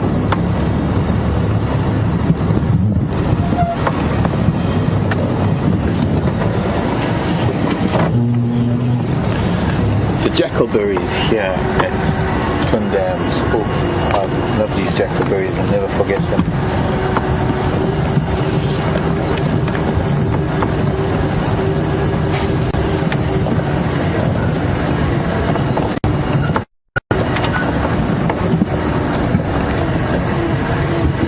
Steph in the UK.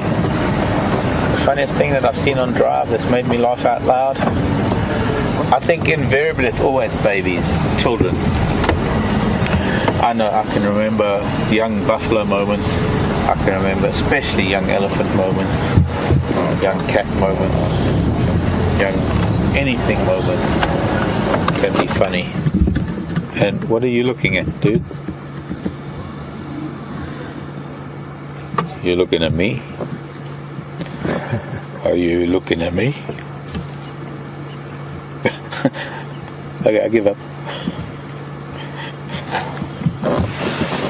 Whoa. Yeah, don't mess with me, he says. I'm a good few 100 kilograms heavier than you. I've got he's a big bull. He's certainly no one I'd mess with on foot. And see, that's a funny moment because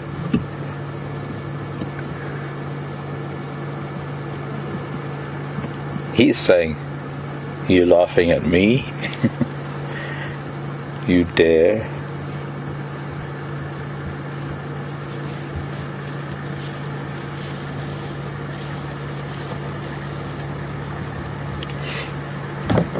Wonderful moments. There are so many places here at Djuma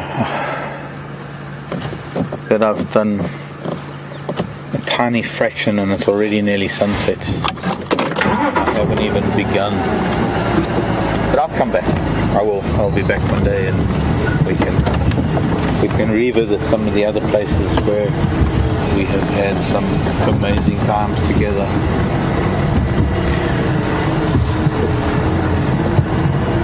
This is Styx Pride territory. This is where the Styx used to hang out. I remember finding the Styx here on many occasions. And as I go onto this Twin Dams road that heads up back towards Gowrie Dam, I'm going to show you a little spot where, a couple of spots here where the Styx used to lounge around, where I remember seeing them on a few occasions.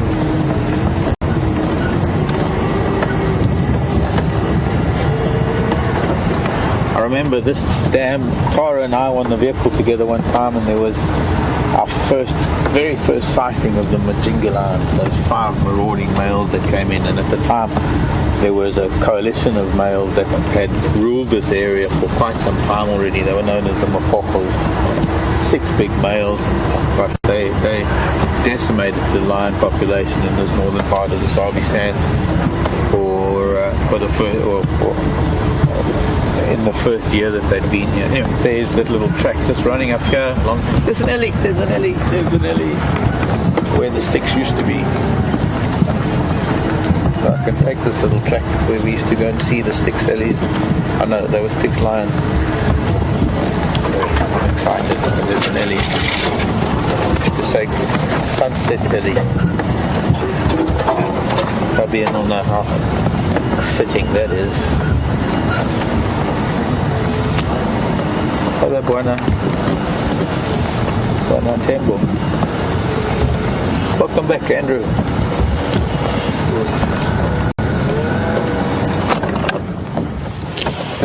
A lovely big bull.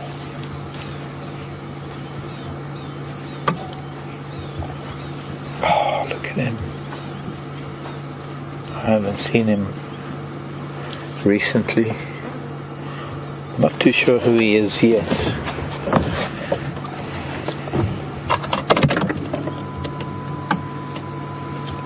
Might be making his way down towards Twin Dams. Certainly going to stay with him.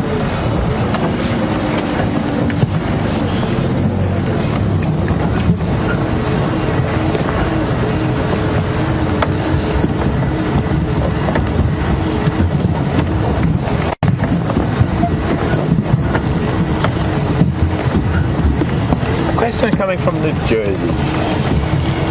Debbie in New Jersey. Hi, Debbie. What does it mean when an elephant swings the front leg, his or hers? Debbie says she's seen it numerous times.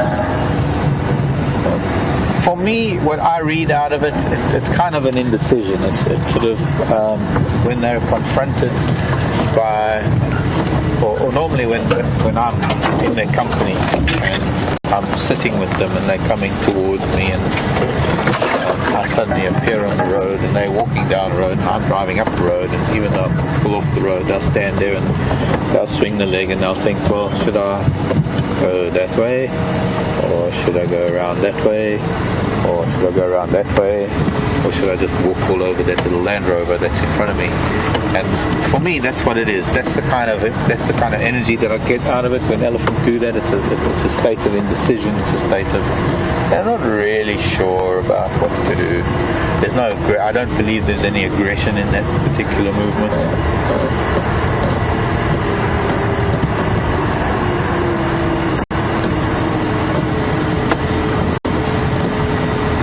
I just got to switch on the radio while we're watching him. He is going to be coming down towards Twin Dams. He's not too far from it. He's on the other side of this little wattle tree just behind that wattle. It's got to be.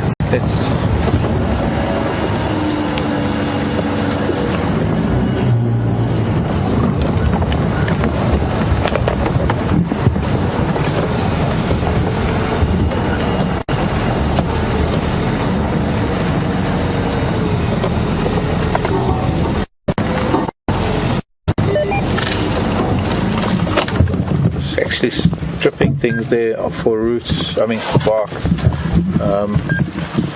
I think it's the bush willow behind. No, that was a piece of wattle that he just broke. I think the question comes from Seattle. Unfortunately, could be Debbie. My favorite time of the day. Where are you going, dude?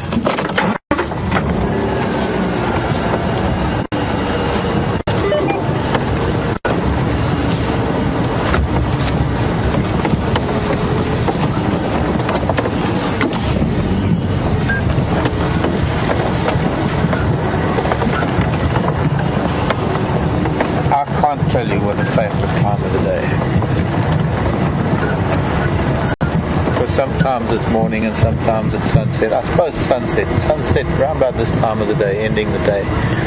But by the same token, being up early and being able to set the tone of the day. Is another very important thing. To be able to start the day with Ellie's or something, I think that is, it's got to top anything that sunset can do. Look at this magnificent bull. There is the African Ellie sunset. I have to go a little bit. No, he's going to step forward. Okay, cool. He's doing his very typical sort of march down towards the water, very bold. Mr. Elephant, sir. Mr. Elephant, sir. Can you ignore me? Very well. You know when you're insignificant when like that happens, and he's just got one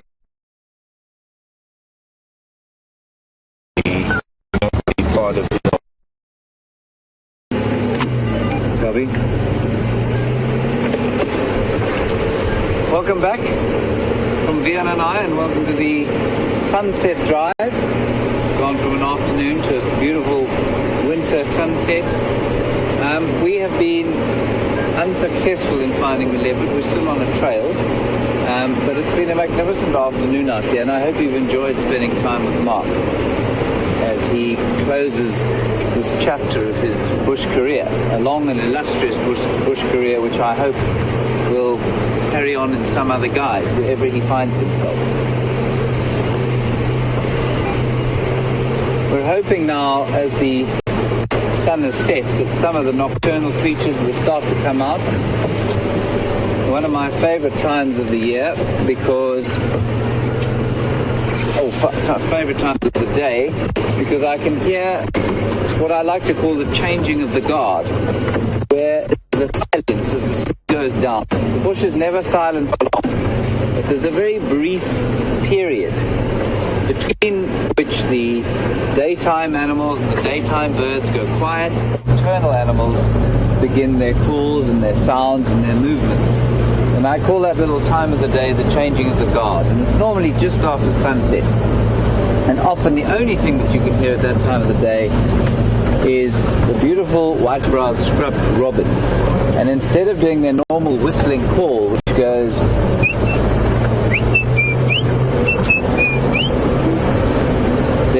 they make a sort of sound, and that sound to me heralds the beginning of another glorious African night.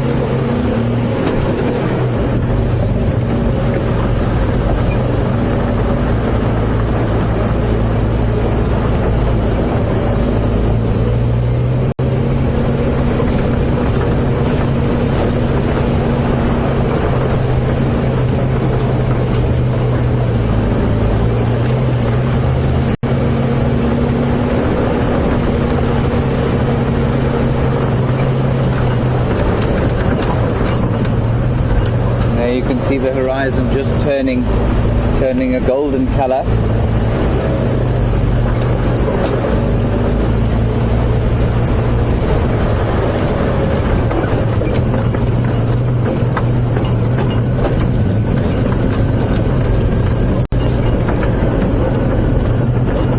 I suppose the sunset is the same anywhere in the world, but wherever I've seen it, it's always disappointed me slightly when compared with the big skies of Africa. I'm sure in some of the large areas in North America you must get similar sunsets, and in Europe the colors are great, but the size of the sky always seems to be much bigger here. Not sure how that works.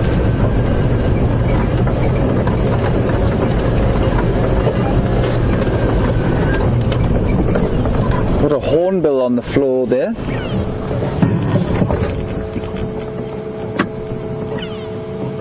I don't know if anyone can tell me what kind of hornbill that is. It should be pretty easy once you see its head. But he's being very, there we go.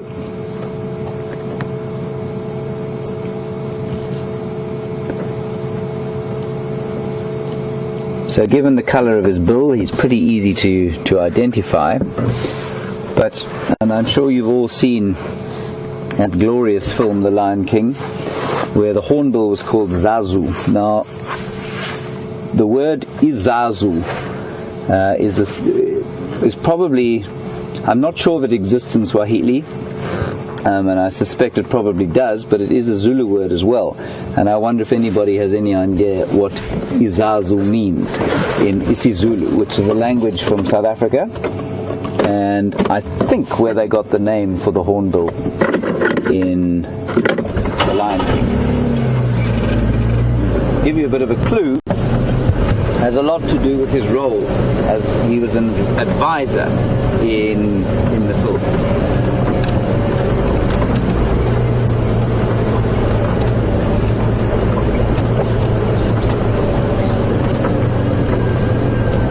Mark has yet again found another elephant. So we're going to cut back to the old master now.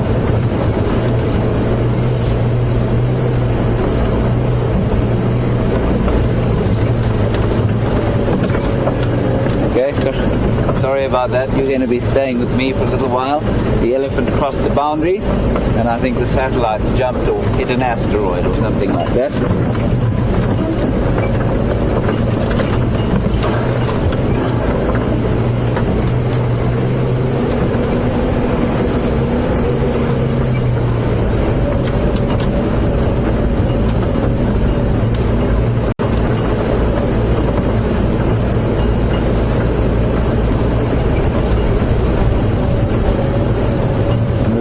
To my last question, I gave you a Zulu word. Does anybody know what the language most normally spoken here is?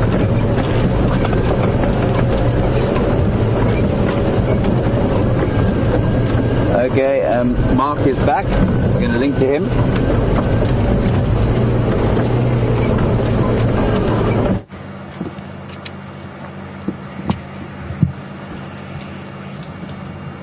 We managed to get back to him, and I was thinking he was about to cross our boundary, and he's just hanging out here on the fire break. The fork-tailed drongo, almost like the requisite fork-tailed drongo in his company. Absolutely magnificent bull, and probably the most appropriate thing for me this Monday afternoon.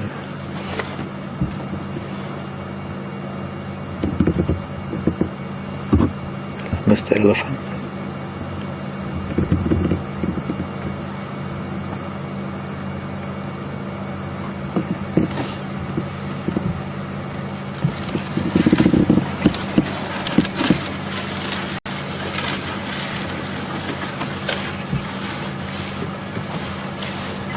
As he's about to leave Djuma. Maybe.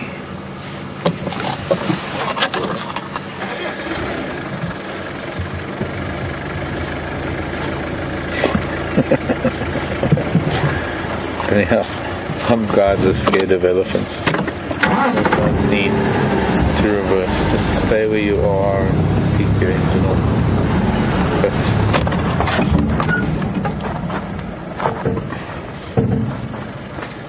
Goodbye, Mr. Ellie.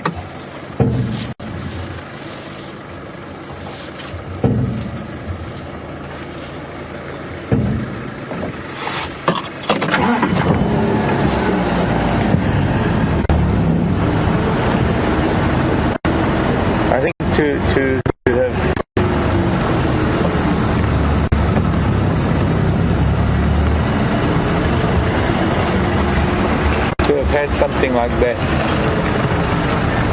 as my sort of final evening.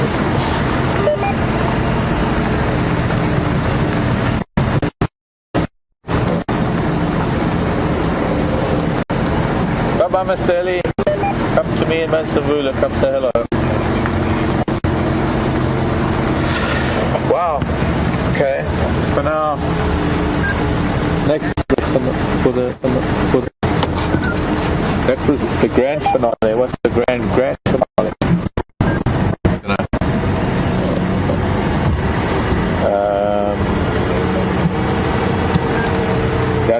go from Twin Dams up Twin Dams Road or something. I don't know. Let's go to.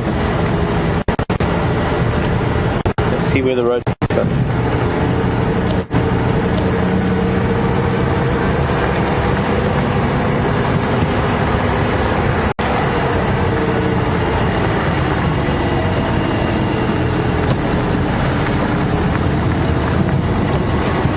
My sister in Alaska, not my blood sister, she's my transplant sister, Heather in Alaska. Hello Heather. My favorite small animal, because I suppose there's no secret anymore that elephants are my favorite animal, large animal. No, I think it's just that I identify with them more. It's my favorite small animal. Animal, reptile, bird, fish, amphibian. What are we talking about here, Heather? Well, let's go through them. Let's see, my favorites. It's so hard to choose favorites because then what do I tell all the rest of the other children? I love everybody. Small mammal would probably be all the cats. Not necessarily the big cats, because I do love the big cats, but maybe the likes of some of the smaller cats. I love domestic cats. I'm more of a cat person than a dog person. I love dogs. I just love cats more. One of those things. You find that people who love cats love dogs as well. People who love dogs don't really understand cats that well. If dogs are the primary. But if cats are the primary, then dogs are fine too, and horses, and goats and pigs and sheep and cows and everything, ducks and geese, elephants. Shrews. I'm fascinated by shrews. No, maybe even more than shrews, because I perhaps have a more interaction with bats. And bats are so misaligned or malaligned, what do you call it? They just portrayed in the wrong way because of folklore and nonsense fiction. Bats are super fascinating creatures, and I've had some very, very emotional times with bats, reuniting children with their mothers. Finding out for the first time that a bat will fly with her baby strapped to her breast or wrapped around her, holding on to her. She'll fly around with the baby, suckling. But bats are also one of these mammals, like us and elephants and bears, memories between the front legs. Fish. My favorite fish. Fish. Marine or freshwater. Sharks, perhaps. No, there's no.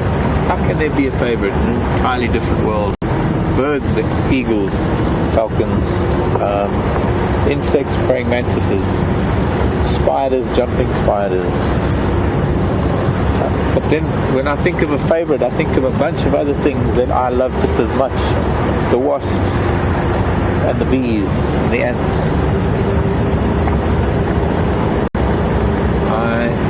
Love for me the best ants of all are the little sugar ants. Well, they're not that little, they're one of the largest ants actually. Big yellow sugar ants that only come out at night, and they just find that little few grains of sugar you've spilled when you put it in your coffee or your tea, or that little dribble of honey, or they find your candy jar, they find a way into your candy jar, and then they find their way into the candy wrapper, and slowly but surely they'll nibble the candy completely away, so you pick up the wrapper and it's just air because the sugar ants have been at it because you haven't. Their favorite things. In fact, I think, if anything, my favorites would be the very thing that I'm looking at that time of the day or at that moment in time, because that would be when it would be my favorite. It would be that which I'm looking at.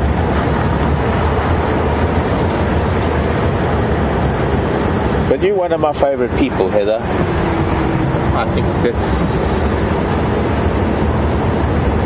one thing I can say for certainty.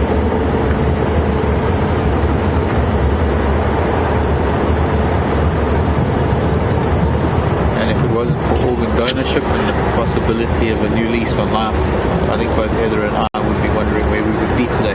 And you, Discovery, are driving way too fast in a game reserve, and I'm not moving out of the way just yet. You need to slow down. Land Rover people don't normally do that.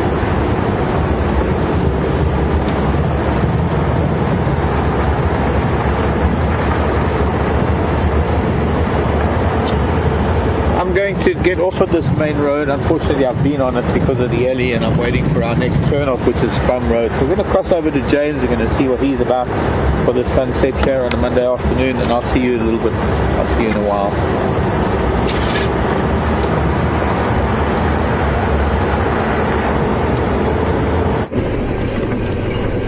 Welcome back, everyone. We've just had the most magnificent sunset. It's left me feeling quite amazed. And in the background I can smell the starting of a few fires from a few of the lodges around here, and the smell of a wood smoke fire in the bush is just possibly the most comforting thing in the world, especially on a slightly sad evening like tonight. We did have a question from someone on Twitter as to where in England I come from. I don't come from England. I'm not sure. I've been accused of that before, of course. But I'm from Johannesburg in South Africa.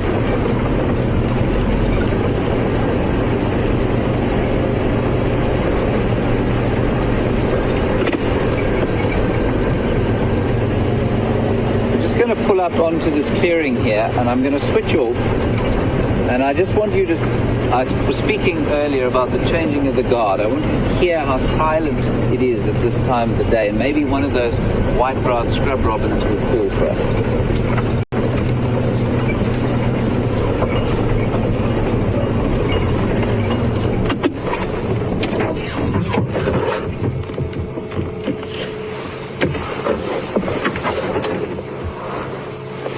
Normally you can hear the sounds of the day, the birds, the dawn chorus, the midday chorus.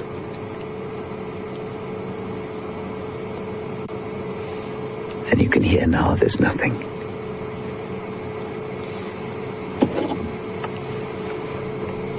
Except Vian jumping about on his seat, of course. And soon the sound will be replaced with the sounds of the night. The owls, the nightjars, the crickets, in summer the frogs.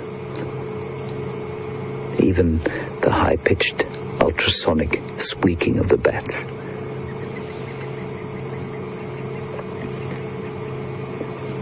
You might be able to hear the last franklins of the night going. Crested franklins before they climb into the trees.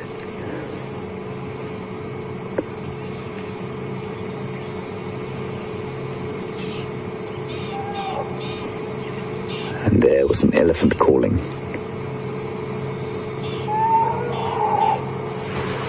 Very angry elephant calling.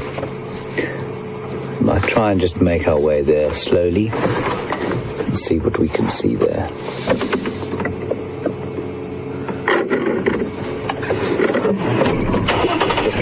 Stunning time of the day.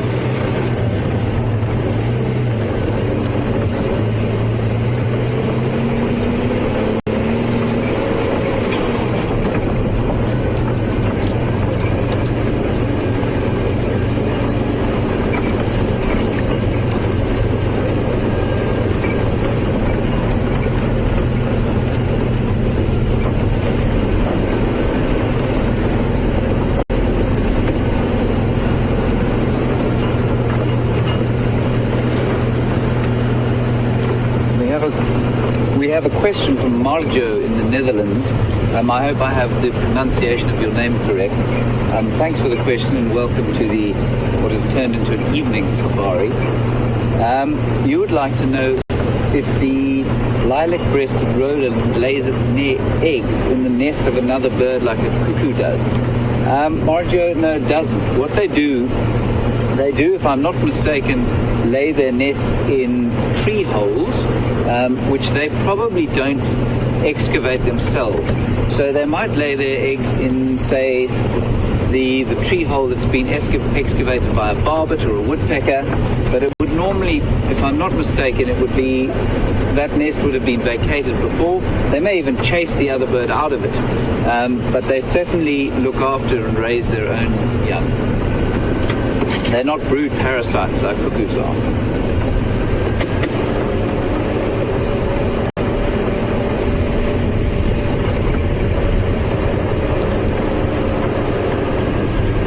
One of the things that the World Wide Web is unable to do as of yet, perhaps that great South African Elon Musk will sort the problem out for us one day, is transfer smell. And right now I'm smelling the potato bush, or Phyllanthus reticulatus, which has got nothing to do with potatoes, but its flowers attract a nocturnal insect of some sort for pollination, and there's a glorious smell of potatoes in the air at the moment.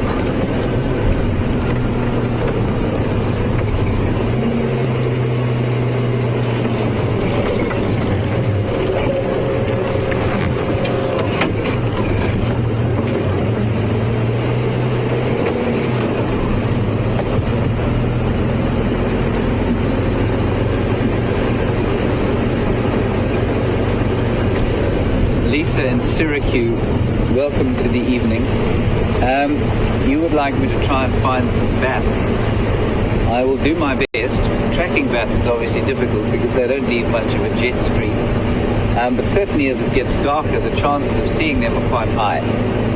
And then your ability to see them will depend entirely on Leon, so I'm gonna blame him if we don't see any.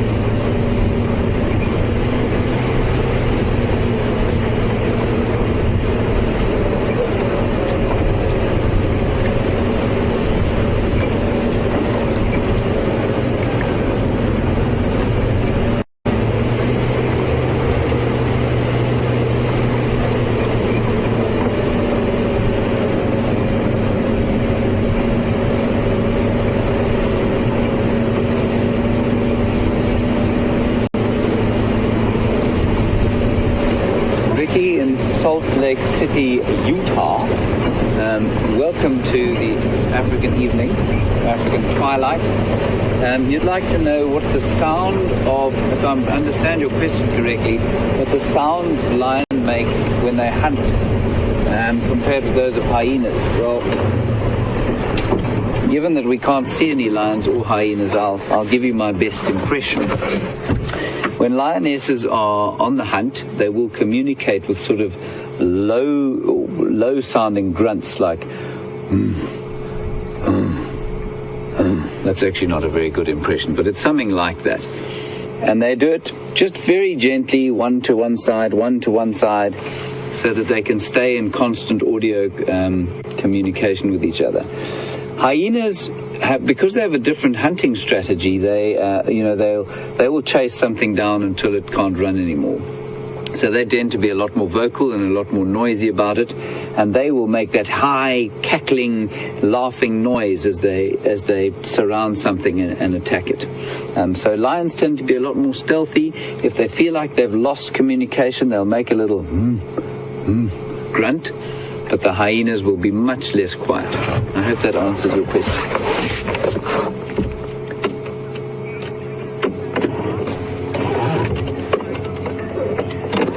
We're going to link back to the old master, who's got a few more memories to share with you. We'll carry on and see what else we can find.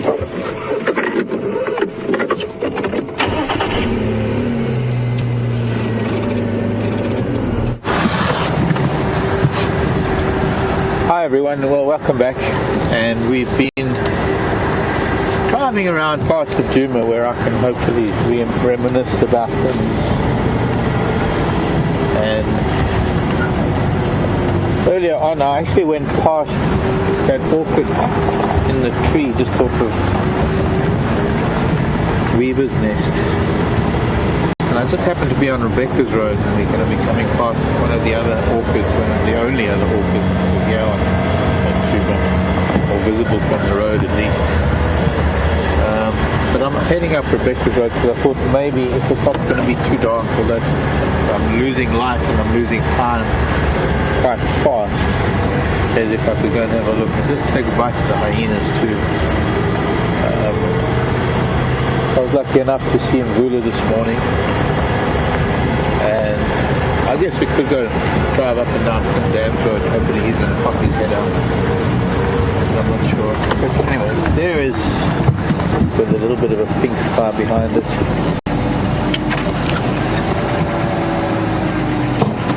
One of the best orchids here at Djuma. And I'm doing that because I'm sure I'm going to come back one day and I'm going to ask you if any of you took a screenshot so that I can see how it's changed since I was last here. And so this is now when I'm last here, so that next time I come I can get an idea of what it looks like since I was last here. Just beyond this orchid and the original orchid that was in this dead dog thorn, there's a little patch of open grass just off to my right here. There, that's the one. Some of you will remember there's a classic moment of going in there after I think I was looking for Mishu, who was one of Karula's sons. Mishu and Nduna were her two boys that were born in 2008. So when I arrived there in 2008, I don't think they'd been seen yet. And just after I left, because I arrived and I did my test sort of audition drive, and then I went back home for a little bit, and I actually went back to the Cape. I went to get my Land Rover, and I came back, and in February, when I got back here in February, they'd already been following them for 2 months. So I met them as sort of these 3.5-month-old leopards, and I'd followed them for most of their all of their childhood till they left Mom. But there was that one moment when Mishu was out there, and I came in and I drove in to see him, and I didn't know what the circumstance was. And I stopped the vehicle, and he was lying in the grass, and he he actually came towards the vehicle, and then he looked at me and he looked at the ground, and he went down and he hissed at me and bared his teeth, and I didn't know why he was so angry with me until I moved the vehicle a little bit, and I noticed that I'd actually parked the vehicle where the remainder of his kill was, and he'd killed a duiker, and there was fragments of bone and a little bit of skin and hair. But I guess I was still parked on top of his dinner table, so he wasn't too pleased with it.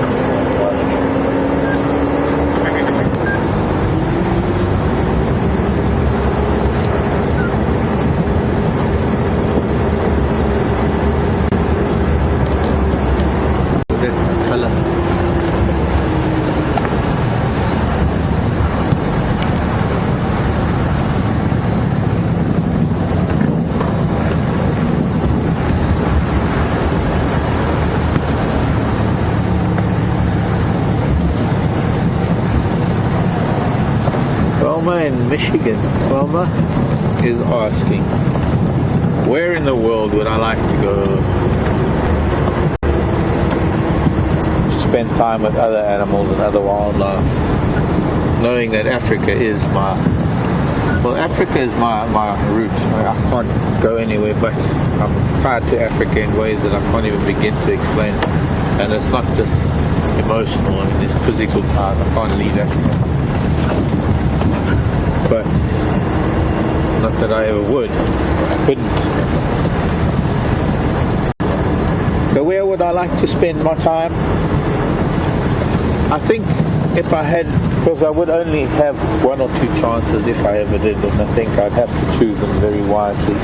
And although there are probably numerous areas, numerous places, numerous ecosystems or unique features about our planet Earth that I would dearly love to see, things that I've only had glimpses of through the efforts of National Geographic,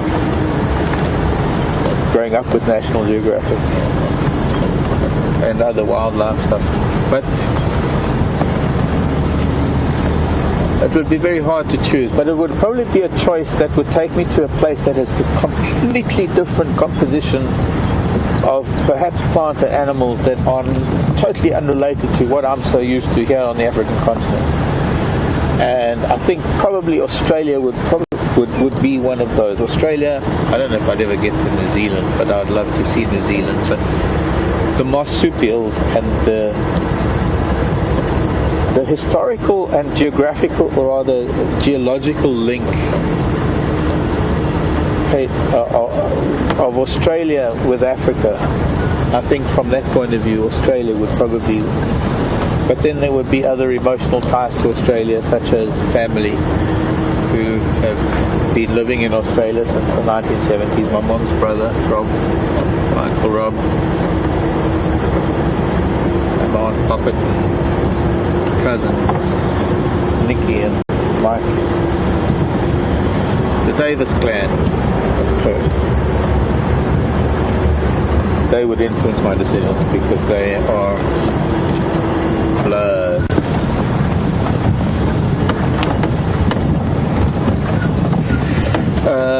Madagascar would be something else, because Madagascar has been an island. It has been separated from the mainland for so many generations that it has its entire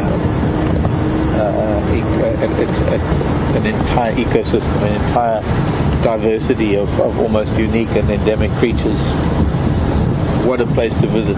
Everything will be new. Of course, South America and Amazon, that adds to the list.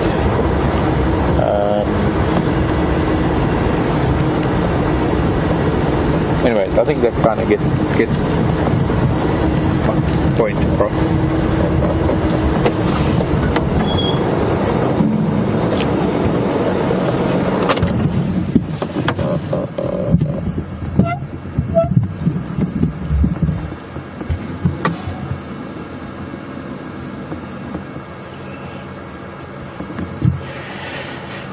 This is the end, my friend, the end of 3 zebras, the end of 3 zebras. Brenda, Pennsylvania. Will I be taking Brian's mom's skull home? I don't even know where the skull is, Brenda, because we moved out of the... I must ask Lee and his team. Maybe it's still there. But no, even if I knew where it was, no, I would not be taking it home.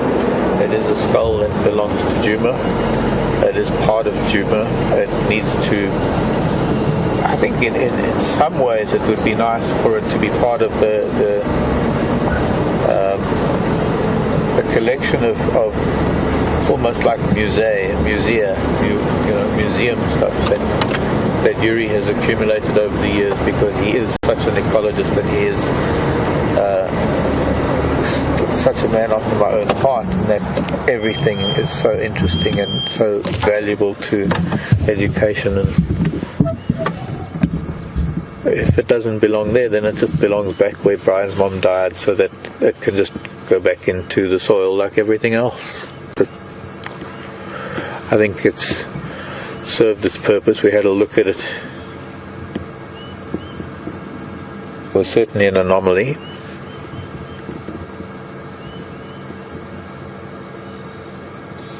And this particular zebra looks like he's had a pretty deep gash on his thigh that's healed very well.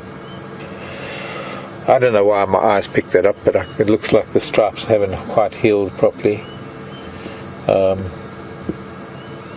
Not healed, but lined up. Maybe I'm wrong. But other than that, what a fantastic stallion of a zebra.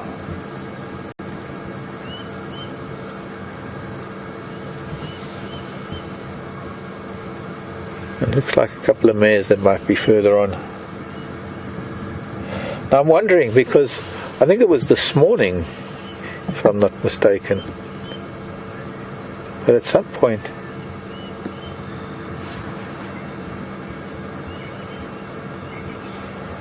you were watching the hyena. Might have been with Brent or James, I'm not sure which one. You were watching the hyena. I remember Tara telling me, and zebra came along, and there was a bit of a zebra hyena kerfuffle.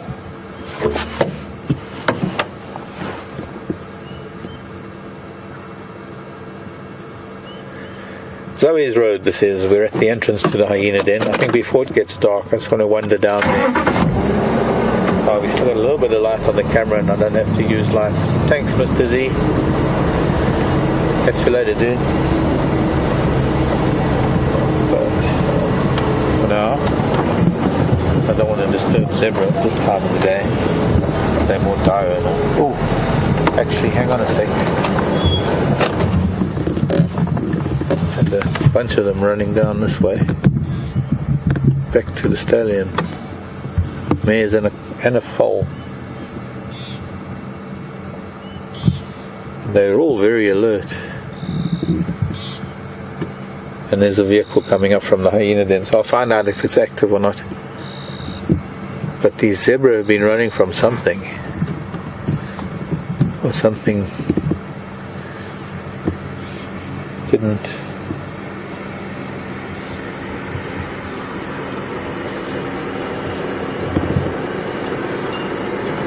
I think it's about the most we can sort of brighten up this picture at the moment. I know it is getting pretty dark for the camera. It's just interesting that the whole herd has... The mares all seem to have picked up some sort of danger to the south and have actually convinced the stallion, and he's now taking them all off into this open area, almost where the hyena den is. I suppose they're fairly safe from the hyena, being a group. The hyena, although they could probably gang up on a zebra, I think the zebra are a little bit too active, a little bit too aggressive with their kicks, that the hyena would even bother to try and even take one down. I don't think there are enough of them. We'd need more than 3 or 4 adults, and I know maybe we can reach up to 7 or 8 adults at this den, but I don't think that they would take down one of the zebra. The zebra are going to be spending their night in this beautiful area. It's probably one of my favourite areas for starting up in the morning, because it's this bowl that looks from Zoe's Road. It looks out to the east.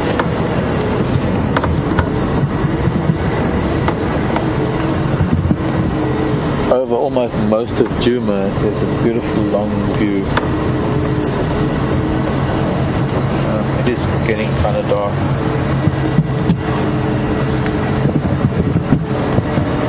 But you get the idea, you get the vastness of the kind of world that we live in here, because what we're looking at now, with the zebra barely visible walking through the grassland down below, but there's just these endless miles of bushveld from here all the way into Mozambique. We're looking east across the entire Greater Kruger National Park. Sorry, I need to move. We've got some vehicles coming. I just need to stop and check. Excuse me a moment. Good evening, Lee. Good evening, sir. You well? Very good, and you? Have a nice day. Hello, ladies. So I didn't realise you were with the zebras. I thought you were waiting for me to come out, so I thought I'd expect. No, it was just wonderful zebra stuff.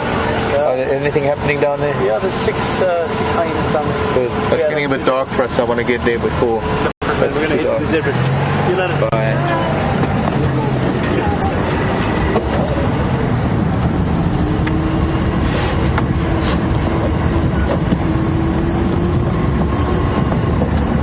Before it's too dark, and before they disappear from the den, I'm just going to go down and say hello, goodbye. What's that song? Is it a Mary Poppins song, or is it a Sound of Music song? Okay. Anyway, let's say hello to the hyena and then say goodbye, if we can see them in the dark. It's getting time when those cubs are old enough that they can handle a bit of light.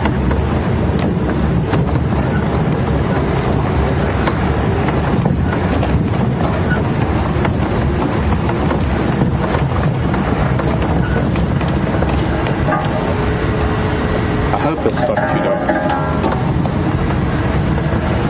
Looking like it is a bit too dark.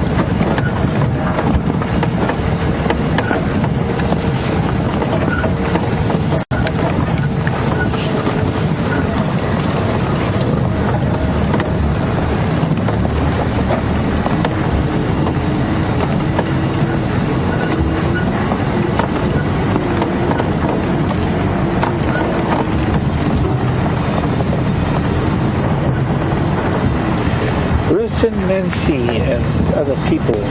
Hello, children. Okay, I'm hoping we see Nancy and other people asking about the book thing. Yes, I do. Just don't know how to go about it.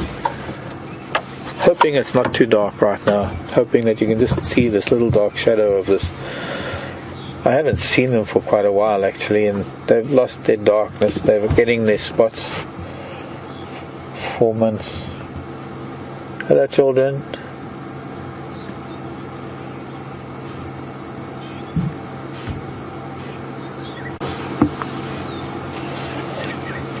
Okay, I guess you can barely see them. I can only see what I can see on my screen. I can't use any lights. They're just way too young to use lights at the moment, especially because it just makes them vulnerable. And I guess my timing was a little bit off. It was because of delays on the way.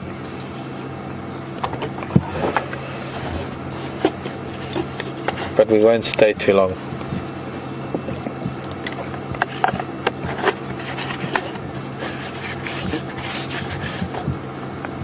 Okay, move out the way, children. I've got to start the car because we're going to leave. I just wanted to come and see and say hello. Sorry, babies.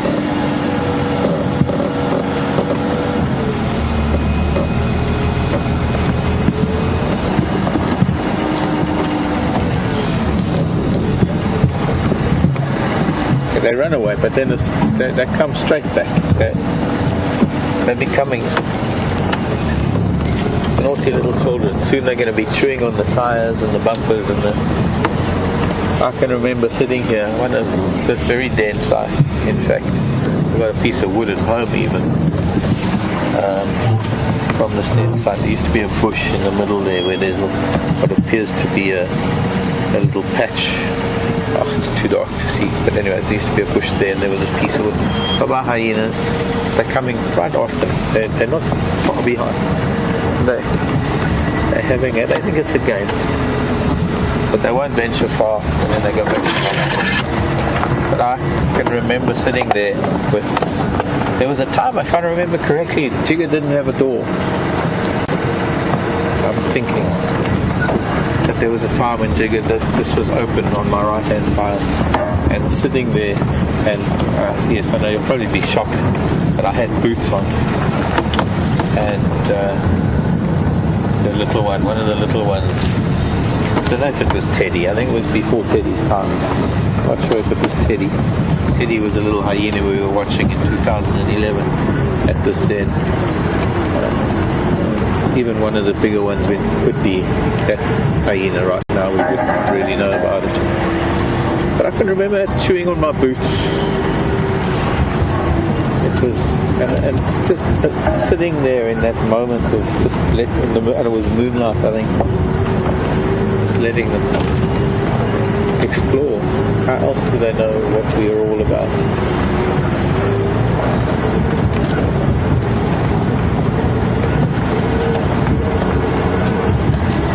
So, I guess we can put some lights on now, and I can put the spotlights and plug that in, and we can start looking for nocturnal animals.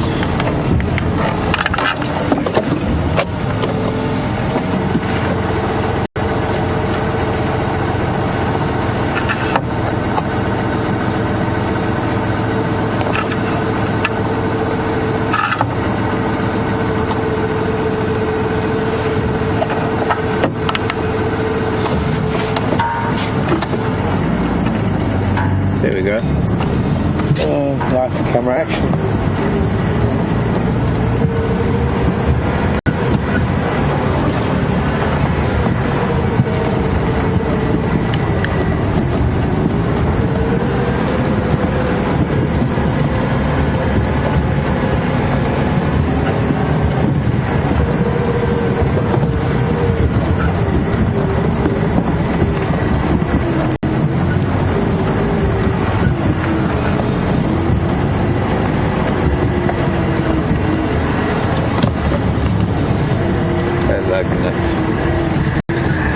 lug nut incident. Jenny, you had to bring that up, didn't you?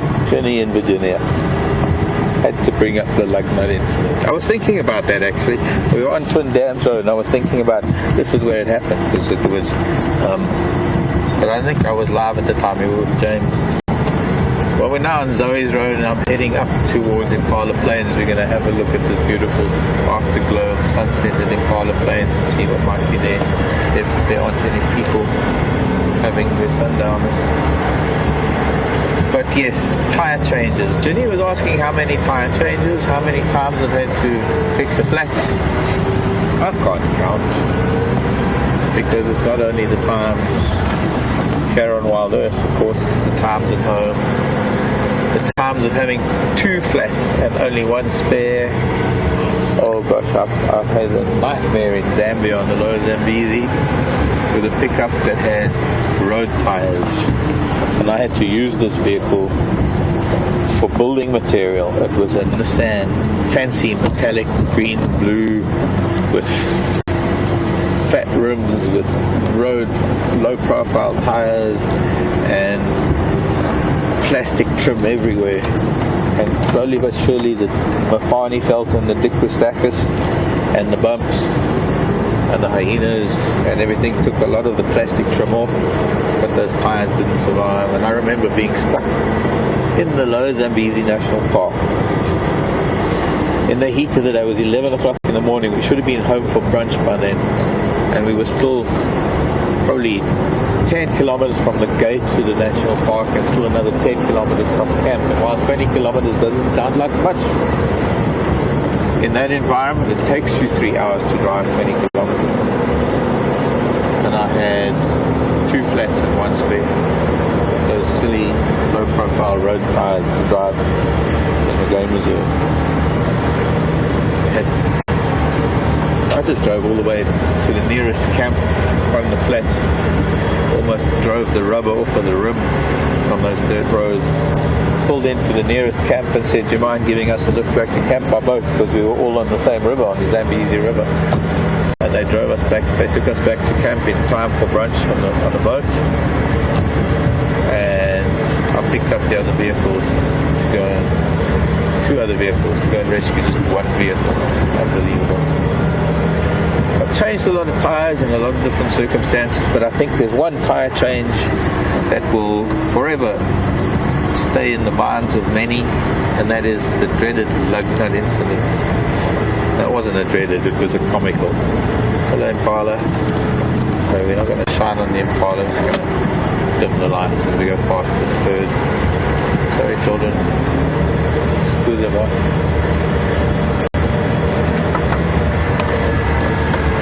Spaghetti Junction on Twin Dams Road, and Tara and I had a flat. I think I was driving, Tara was on camera. Not this Tara that's in final control, but Tara who's doing a PhD on leopards with Will in Leidenburg at the Black Leopard Camp, or the Ingwe Leopard Research Project. And I think by then we'd already established a little bit of competition, and I hope that you're going to carry it through, because it's up to you, the viewers out there, to carry this through. If the guys ever get a flat, and we've got a lot of new tyres on these cars, so fortunately we're pretty good. We've been doing pretty well without punctures of late. But if it ever happens in the future, just remind our guys that they're under the clock when they're changing it, and it doesn't have to be Formula 1 fast, but I think there's some times that are recorded somewhere that have to be beat. Anyway, I'm sorry, I've got to stop here. There's another vehicle coming along. I'm just going to switch things off so that they can get past. If you excuse me for a moment. Who are you? I see a Land Rover. James, it's you. Hello, Mark. How are you? I saw it was an Andy, and I thought there's only one other Andy. Fine, and you? Have you had a good drive? Oh, a fantastic drive, and you? Good. An elephant. Yes. Good. Big bull. Big bull. Oh, beautiful. Crossed over into Little Gowrie. How's he work? Yes. Good. Okay. Catch you later. Wunderschön. Fancy bumping into you. Our own vehicle. Okay, where was I? Somewhere here. About here. Going to Impala Plains to see the afterglow of sunset.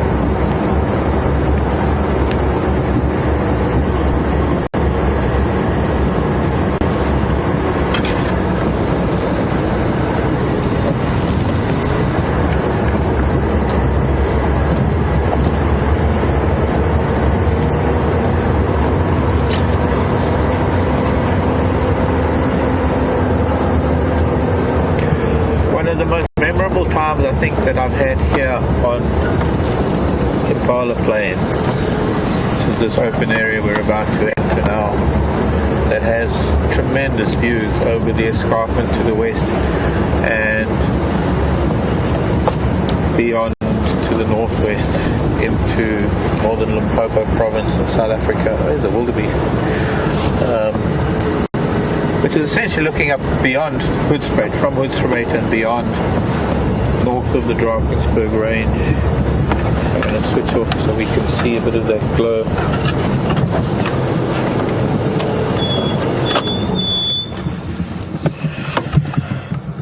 Now, if I don't know how much of that sky with Venus setting we can get, but there's a bit of Venus. We're almost at first quarter, so it's pretty difficult to get the moon tonight because it's almost directly overhead, being close to first quarter. If not first quarter, I think we're just a little bit off. That beautiful western sky. And if it were daylight, we'd be able to see, to the bottom left of the screen would be the northern ridge of the Drakensberg Mountains. And this open area that is below us, where this wildebeest is.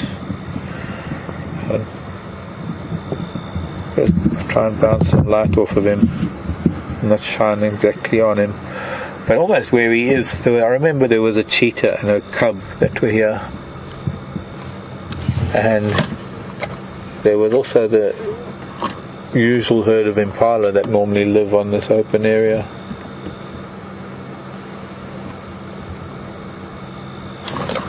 They eventually chased them, and it eventually turned out that the cub was the one that killed the impala. But they were lying in this little area just off of the road that used to be the old road, I think it was, and great interaction. Those rare moments when we saw cheetah here in Djuma.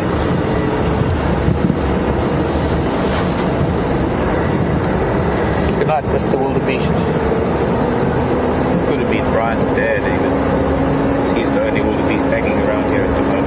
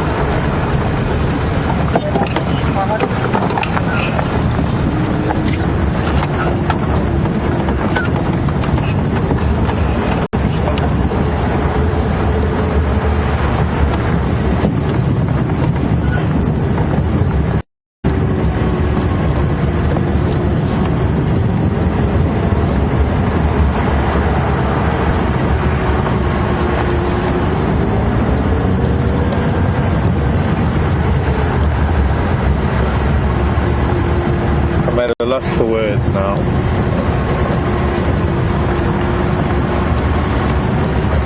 Impala lane heading up to Sandy Patch, the area where we used to see Sandy Patch, the lioness, and her little ones. And sadly, none of them made it. But we loved them nonetheless, and we did see them, especially when it was a Sandy Patch. And the one cub, when I first saw them, they were 3 tiny little cubs.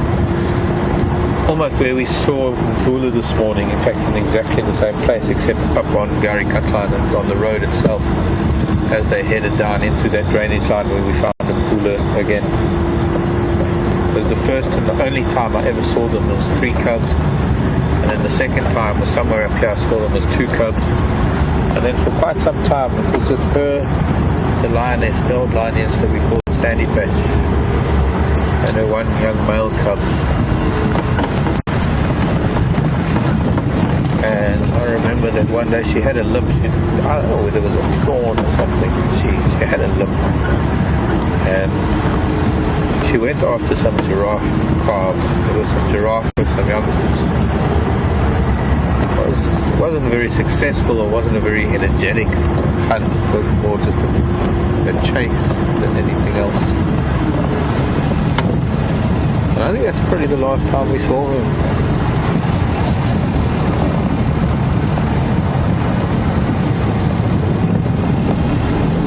Impala here. There was something just off to the side of them.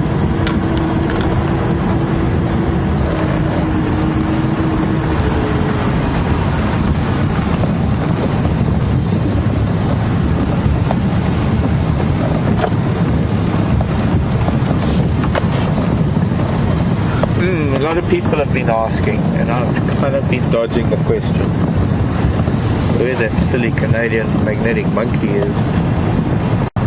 If I knew, I'd tan his hide, I promise you. But he's been AWOL now for a couple of days. And I've turned Jigger upside down. I've turned my Land Rover upside down, and I've turned my room upside down.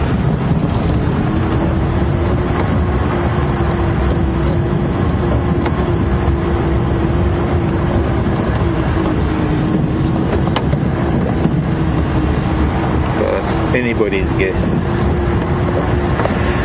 So, in dying moments of my last PM sunset safari, for the time being, I'm going to put this down for a bit. I want to turn around and talk to you. Or something in the road. I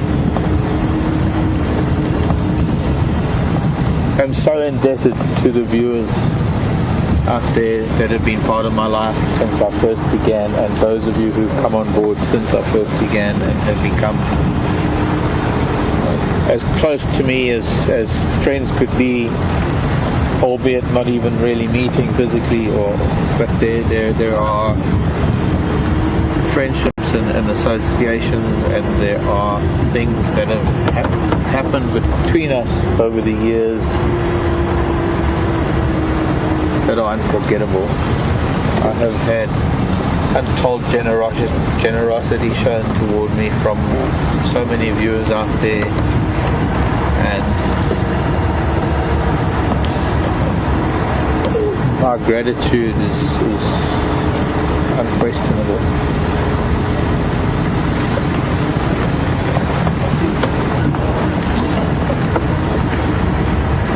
For the time being, I just need to be moving along and doing something else right now. And Wild Earth has been part of my life for the better part of the last 6 years, and I've even made a point of having my life available if I've ever been needed. And Graham has known that, and I think, as Will mentioned last night on Fireside Chat, that there might be times when you need somebody, and I'll be here for that. And I'll gladly come and do a couple of guest drives and continue what I'm doing today, driving around and reminiscing about old times, because we've done only a fraction. I thought I'd get around the whole of Djuma. We've barely scratched the surface. There's a lot out here that I've shared with you. There's a lot out here I'd like to share with you again in the future. I'm going to be home in the Timberwart, and I hope to be sharing some of that with you in some way, somehow, if there's a way that I can put that out there to show you what I'm experiencing back home in the Timbavati, the lilies that I have, the insects. I've got my euphorbias coming into flower. That is going to be phenomenal. So, I don't know what the future holds. The universe is there. But I know it'll guide me to the right place.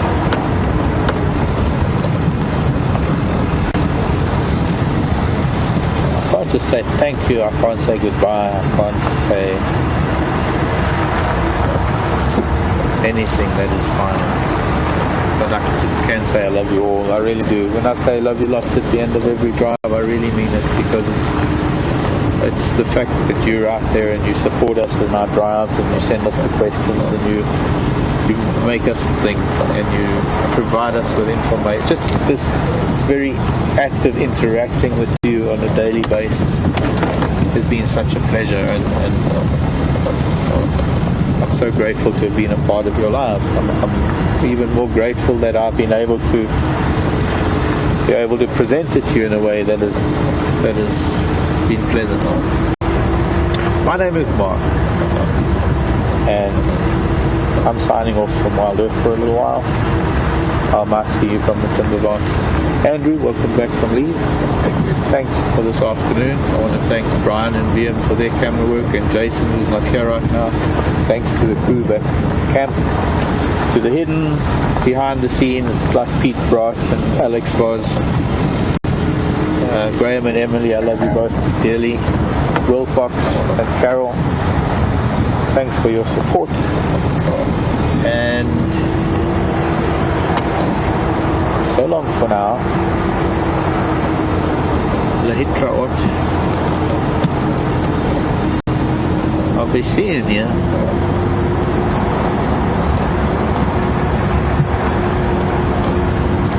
Love you lot.